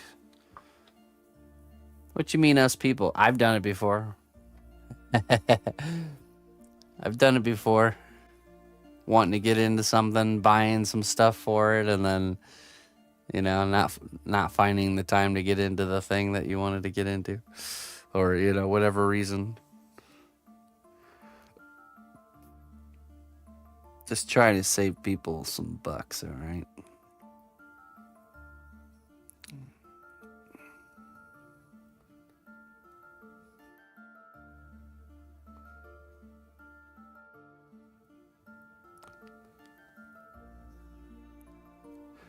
I'm the type of person, though, that thing that I plan to do is I'm always perpetually planning to do it. So there's never a moment where I'm like, I'm not going to do that. It's, I just haven't gotten around to doing that just yet, but I'm still planning on doing it. And then usually it does eventually happen, so. Tartan. Greetings, Tartan. Welcome to the kingdom.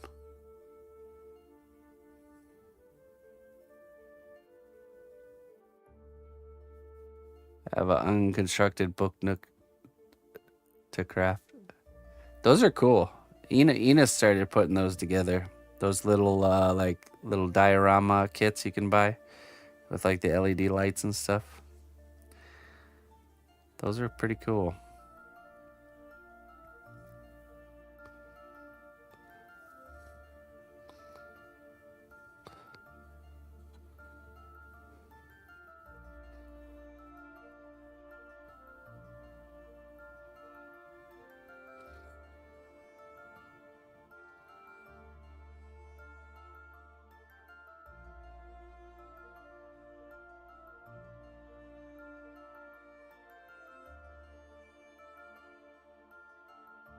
Yeah, Creative Corner. Yep. I saw a guy on Reddit who makes a living from dioramas inside books. I believe it. I believe it, man. Stuff like that. You create an idea like that, and you back it up with some sort of social media you know, video creation, and you'll have plenty of people wanting work from you. Just have to execute, you know, execute it well. Once you find a good idea and you execute it well and show people that, then you just repeat it over and over again. That's the recipe. That's the recipe to making income from your whatever craft or thing you want to pursue. And just being open to allowing it to be something that maybe you wouldn't have initially planned on doing, you know? I think sometimes we have such a clear idea on the way we want to accomplish something that there might be a perfectly better idea staring at us right in the face that we're almost like ignoring because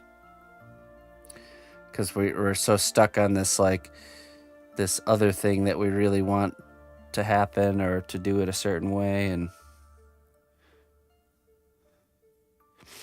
how many projects do I work on one time? Ideally, I'd like to have like 7 to 10. Seven's a good number, honestly. I'm kind of coming out of a phase of having. We had a lot of other one. We had more than 7 going on because of, you know, making ends meet and deadlines, and, you know, sometimes there's just a little bit of a juggle required, but we're finishing off the last round here currently. So let's see, right now we have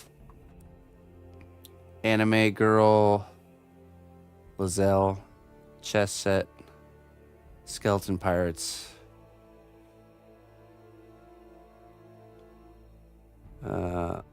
Overlord, Tarkov, Dragon, and our class piece. So it's 8. That's that goblin, yeah, that's almost done.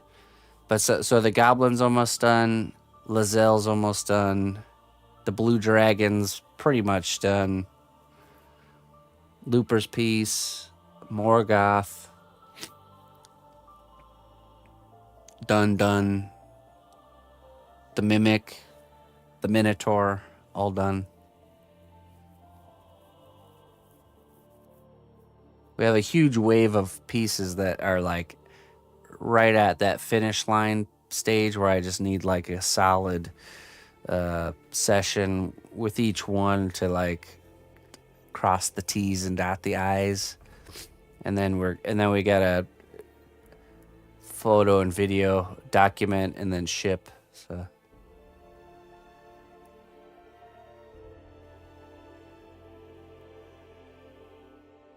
the guy coming out the door, yeah, that's what I thought when they said gremlin. That's what the other one, the gremlin where it's just the head is just a personal project. There's no home for it, so it's not really on the list.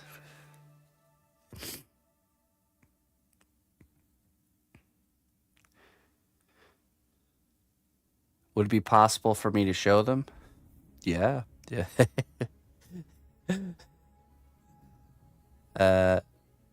Yeah, I can grab them and we can do a little project. That's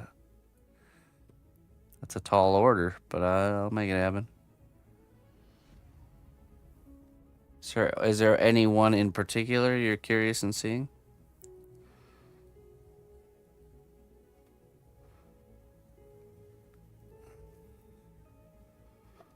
So, I mean, our new lineup is, these are our 2 Thursday guys here, right? This is our Friday one. And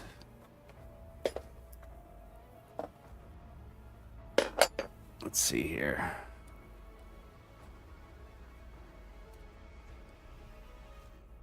This one is Monday.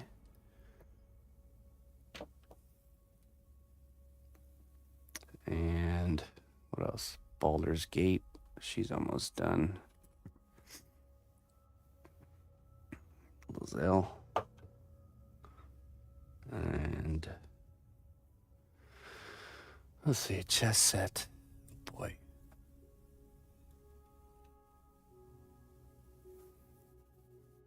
Chess set.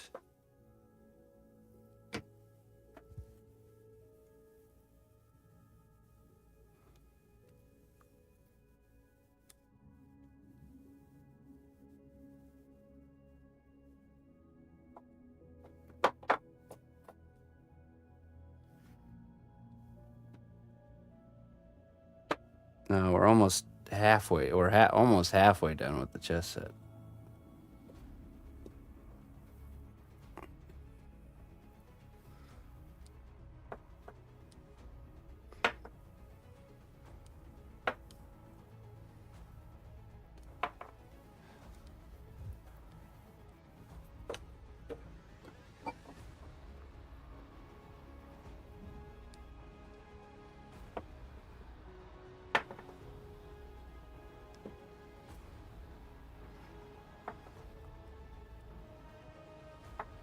I think that's...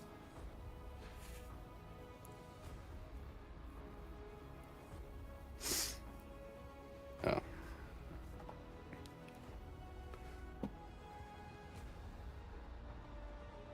And our class project is the robot. The robot doesn't have a home, by the way, if anyone's interested in giving him a home.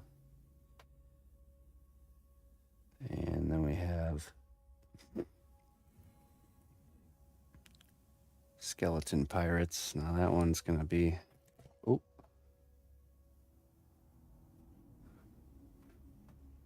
Oh, jeez. Skeleton pirates. You know what? I'll just grab one of the pirates. It's a whole ship. That one's almost done too. So this is our current in the sculpting phase projects. We have Alduin in the painting phase and Captain Sabretooth. And then we have Morgoth is finished. Blue Dragon and Dwarves are in the very end of the finishing phase. What else is there? Class Dragon is done. Yeah. Avengers? Yeah. They look like it, don't they? So these are our current...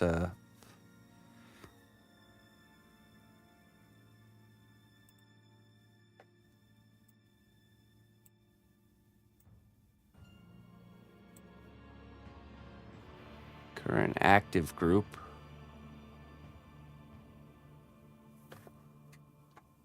There. So this is, he has a whole ship. Oh, let's see here. Oh, hold on. He has a whole ship. That's, and a bunch of other skeleton pirates that goes with him. And yeah, he's pretty far along. Here's the chess pieces. Got the king and the queen. And then that's one bishop. Here's the other bishop, the crumpet commander.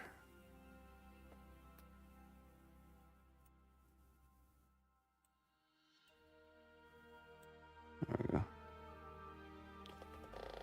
Bishop. And then our knight. We have to make the other knight still. And castle.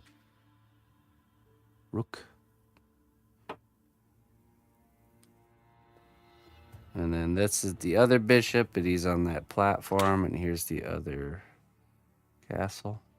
Still needs a little bit of work. And then we need the other knight still.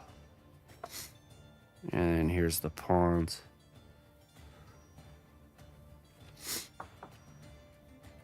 The teacup soldiers.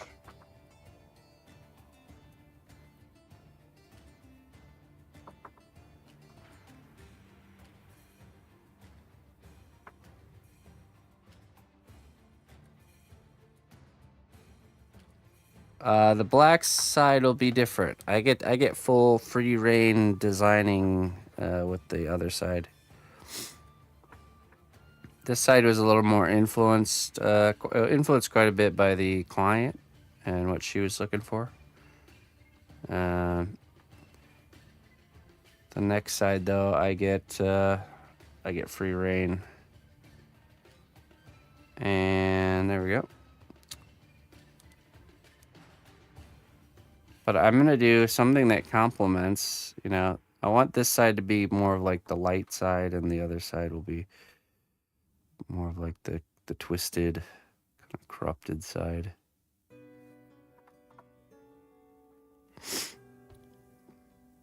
Hey, thank you for the $10 super chat there, millionaire. I appreciate that. Yeah, no problem. It's good to do stuff like this every once in a while, you know? Cool seeing everyone together. This is our robot. This is the one that doesn't have a home that anyone can message me if they're interested in. It's like an explorer robot. He's really coming to life. This will have LED lights in it too, so, and kind of like in the door and in the head here.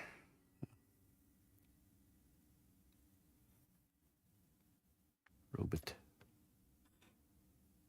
So this is for Sunday. We teach a how to sculpt series, and we're doing how to sculpt a robot.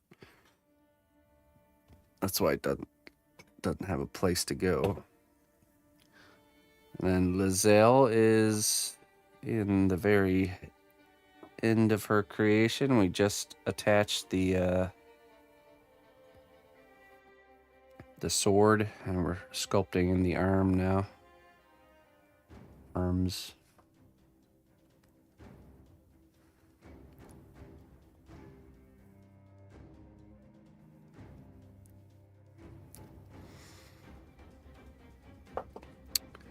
And we have our other Monday piece, a custom anime character that I can't tell you who it is.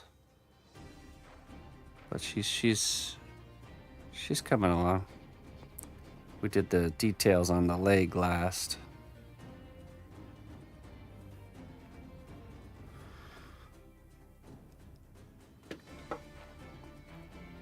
And then today's this guy right here. I'm curious. Oh no, it's not the same size. That would have been funny. There he is.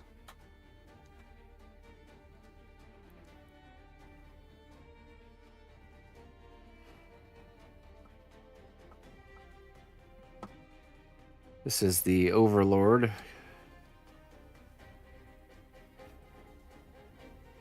We sculpted in this, we just started doing the detail layer with this armor here on the chest. It's looking good. Really happy with how that came together. We just got to do there's like kind of like filigree details on there. I know it looks a little weird right now because only this one part is detailed. Helmet still needs work.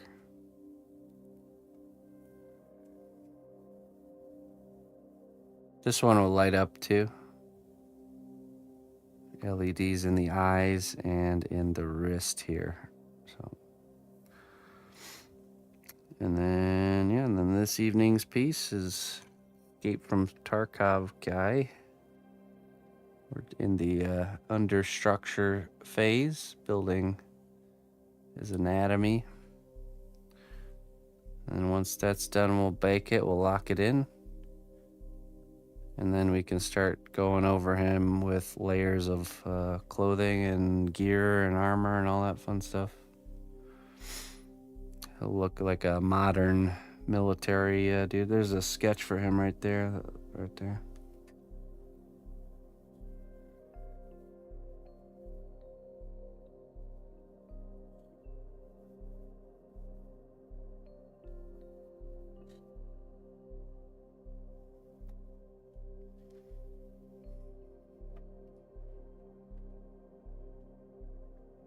All right. Let me get this stuff out of here.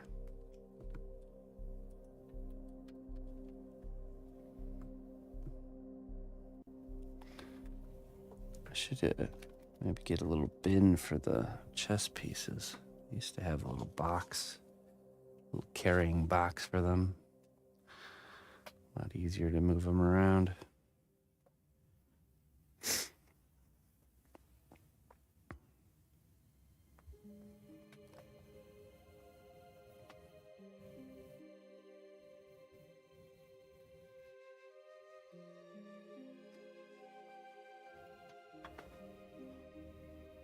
So the once the chess set and Lazelle and Skeleton Pirates are done, then that's the end of the age. The end of the chess set will be the longest one for sure. It'll still be going for a while. But the other two will be done pretty quick, I think. The missus has expressed an interest in painting for that one, but we'll see. We'll see. I think I might have to take that one on. Then I can retire. Yeah, right. Oh, we still live in paycheck to paycheck over here. There's no retirement. I'll stop sculpting when I'm dead. That's fine by me.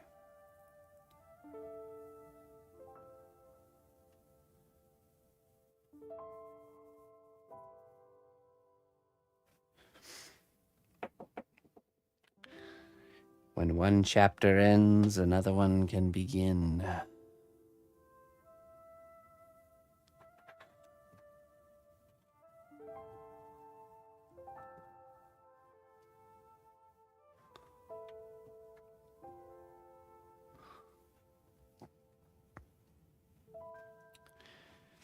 Okay, Norse Eric. We'll catch you later, man. I think even if I could retire, I wouldn't, you know? I really enjoy what I do. I could see doing it less or doing just more of things that, just random things that I want to do with no real purpose other than for the sake of doing it. That's about it. But I enjoy it. I enjoy sculpting. I enjoy making things for people. I enjoy doing commissions. I always have. Full-time gardening sounds nice. Nah, I wouldn't even do that. Not full-time. I have a really balanced life, and I wouldn't disturb that balance, It's like a balance between physical activity and mental activity, Gardening is more of the physical activity, and sculpting, being creative is the mental. All in, nice doses. Not too much of this, not too much of that. Just right.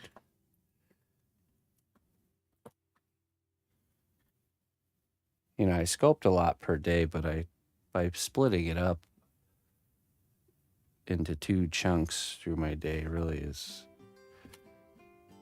a winning strategy for sure.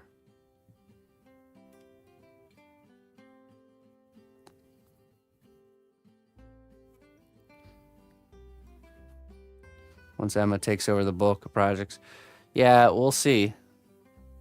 By the time she gets to the point where she can take over projects, I'm probably going to have to pay her. I don't know. I don't know how long I'll get away with the free labor. So then I'll have to still have to work. We'll be able to get more projects done, but we'll also need two incomes or two people to pay for.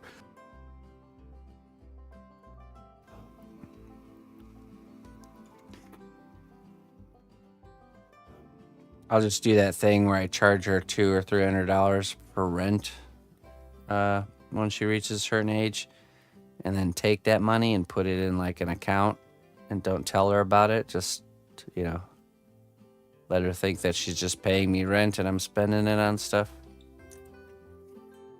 And then when she turns like 25, giving her like, I think from 18 to 25, if it's like $200 or something like that, it ends up being like $25,000. So she turns 25, and then I tell her I took all that rent money and put it in an account, and then she'll be able to take that and put a deposit on a house or something.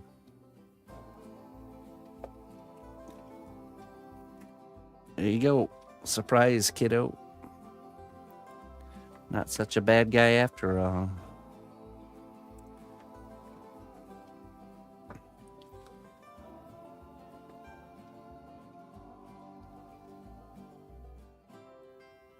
Don't let her see this stream. She will. She's not going to comb through the hundreds of thousands of hours of stream footage by the time she's old enough. I mean, maybe she will.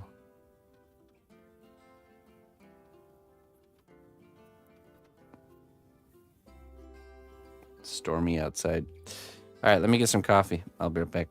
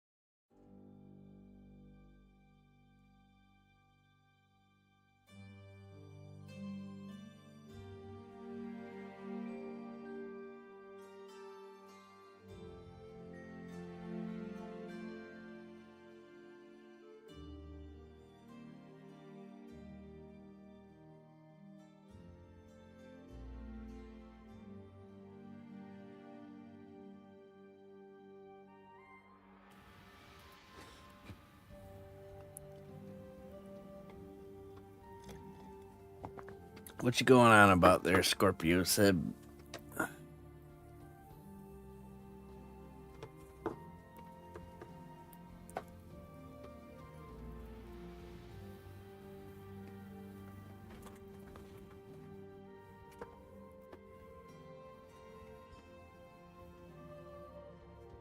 Got some new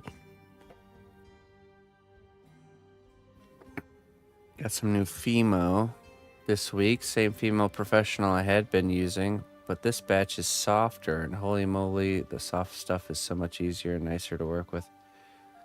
It varies between batches, and also the longer it's been kind of floating around and sitting on the shelf, usually the firmer it is, the more crumbly it is when you're trying to first condition it.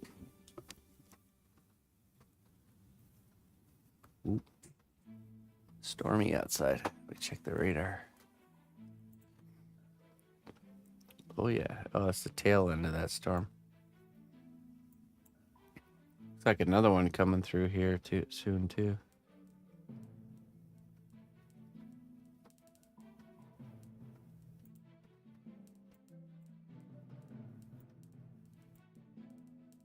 A lot of rain.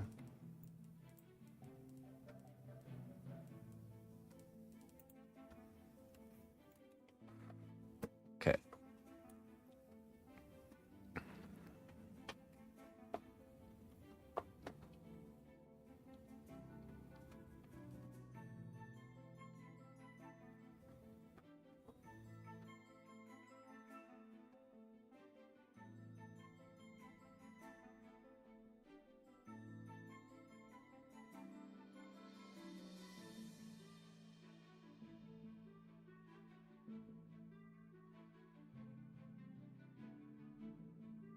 Hose pipe ban over here due to lack of rain. Gardeners suffering.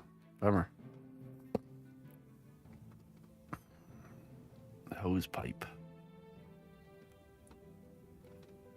Yeah, we've gotten lots of rain this year.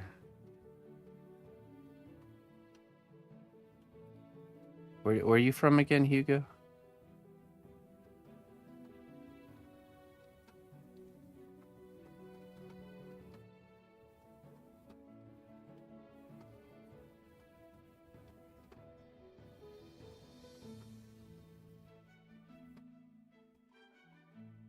England. England.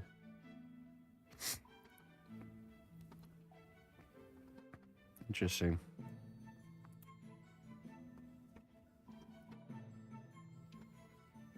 Is it legal to collect rainwater in England?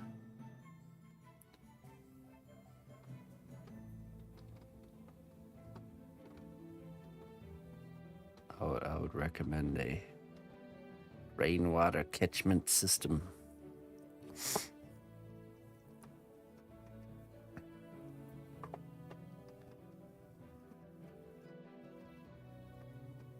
Oh, okay. 200 liters, that's like... What is that like? That's like a 55 gallon drum or something. Almost 4 liters per gallon. Yeah, something like that. Okay. Yeah, it's not enough to sustain a yard off that much water. Especially if you're going off of a kind of drought. Need to like quadruple that.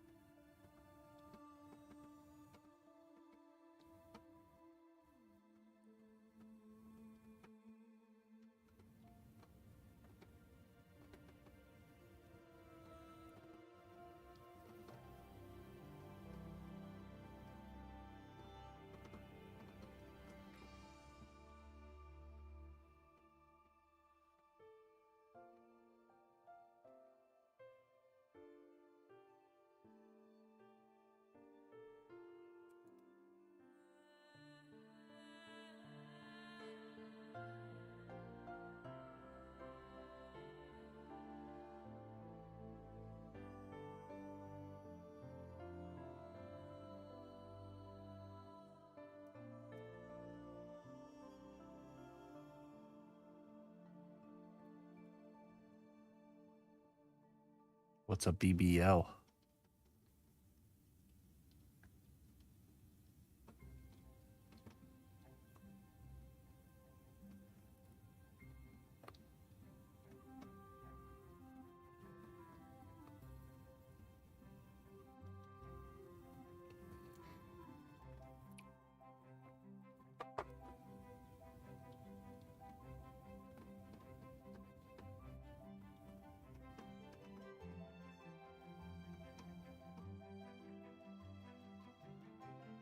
Oh.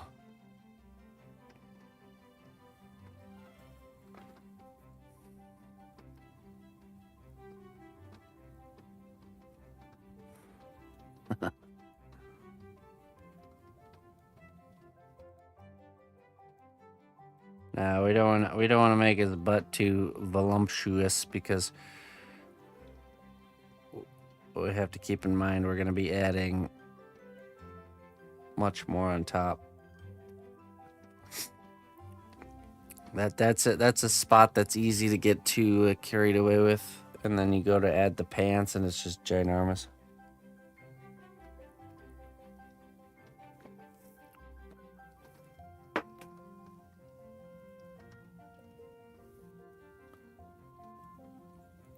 Tell me, Sib.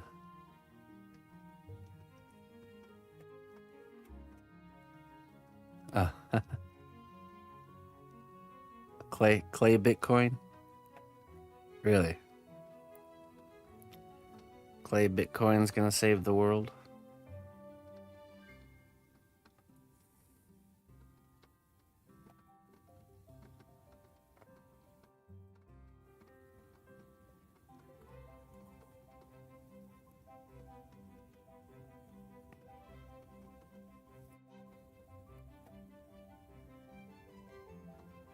Do a little we'll hype it up, and then I'll just like ninja pull, ninja sell, profit off of my my followers. I think that's how you're supposed to do that, right? Build up hype. And then while the hype is building and the price goes up, then you sell. And then all your fans get stuck with the worthless coin.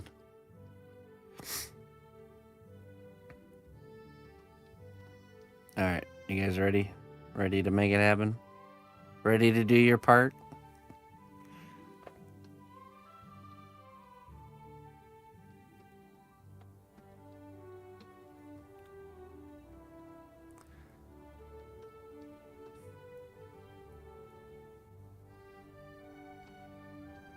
We're all on the same page.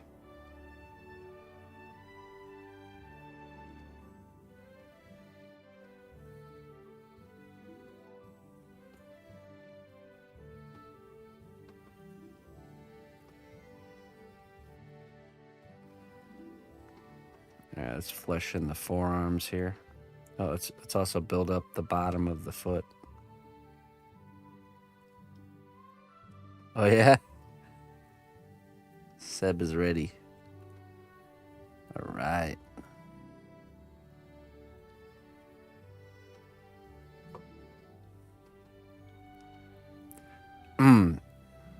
It's funny. A friend of mine was very into computers early on.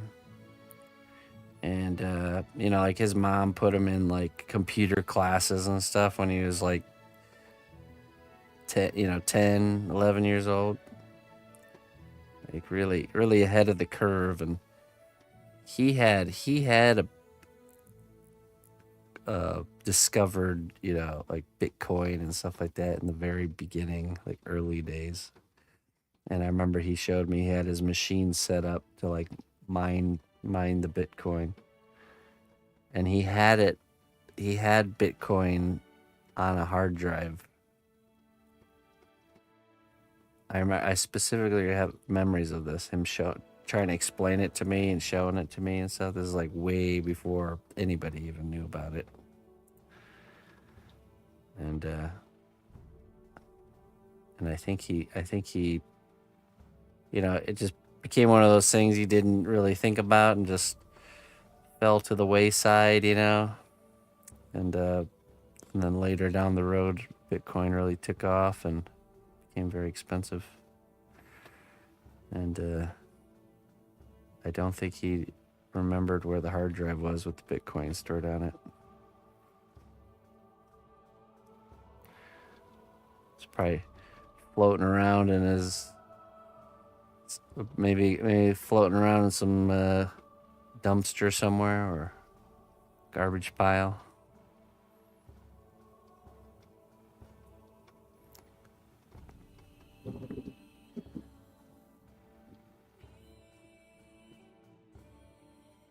Thunder.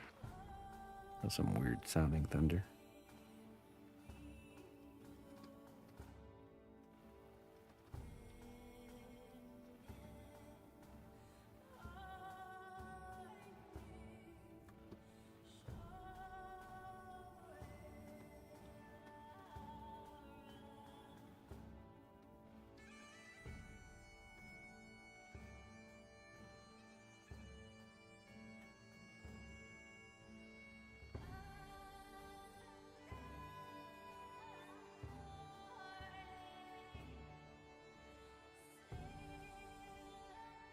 Yeah, it's like having a winning lottery ticket and never cashing it in. Yeah. Except this was something that wasn't really valuable until all of a sudden it was. And then he's like, where the heck did I put that thing?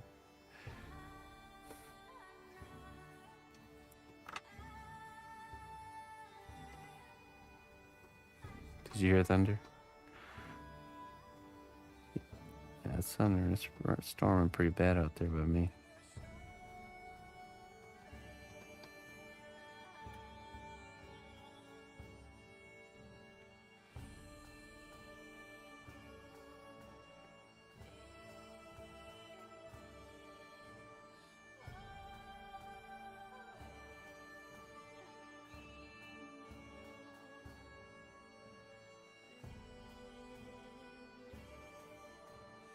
When I hear thunder, I turn the computer off. Are you afraid of getting a surge and frying out your computer? Gotta have surge protectors.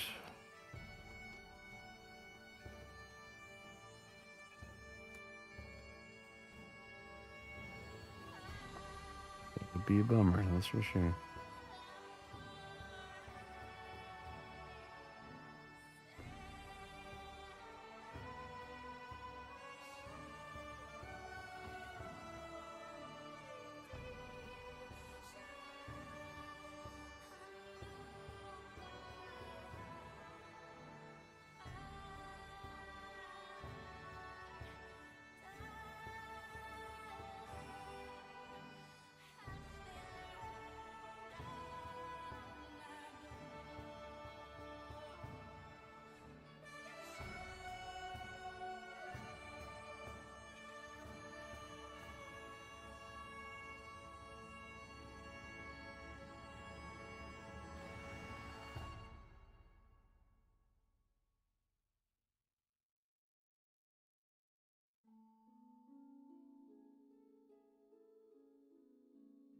Much invested in it, yeah.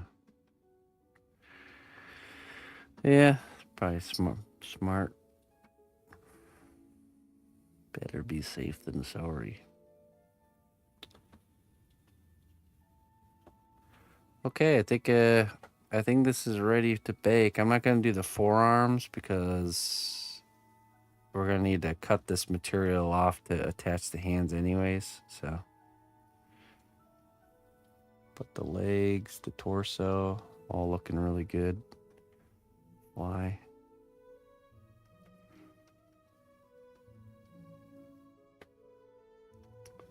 Go ahead and get this cooking.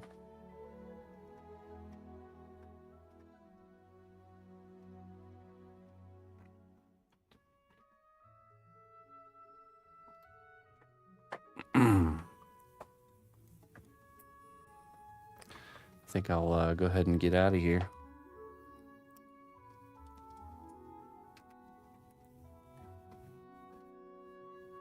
Next Thursday night, we'll start with the next part of this, which will probably be, I don't know, we can really start anywhere. Maybe his boots, pants. Could keep working on the torso. Yeah, maybe the torso. You know, shirt. His neck gear, stuff like that. He also has a helmet, so not sure when we'll do that. Did I make his head detachable? Can't remember.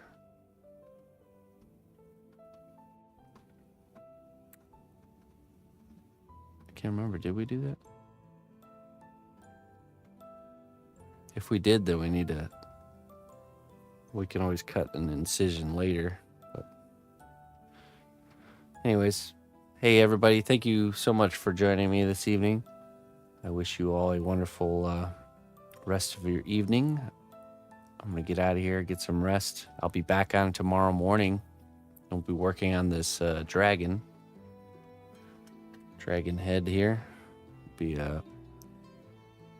doing all the textures and the details and hopefully getting this wrapped up. Yeah, and it's Friday, so you know, a little end of the week celebration. A successful week. Let's see.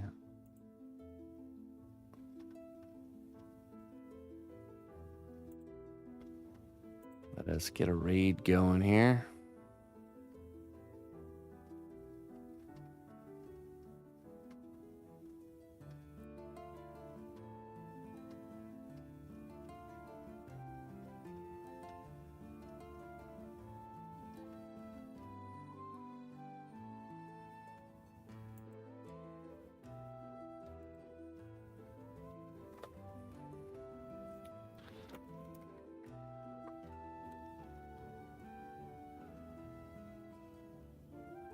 Oh, he's a miniature painter. I don't think we've raided before. That's raided us. Go check out some miniature paint work. That's right. Yeah, tomorrow's the showcase. So if anybody wants to share something, we'll be going over Discord tomorrow and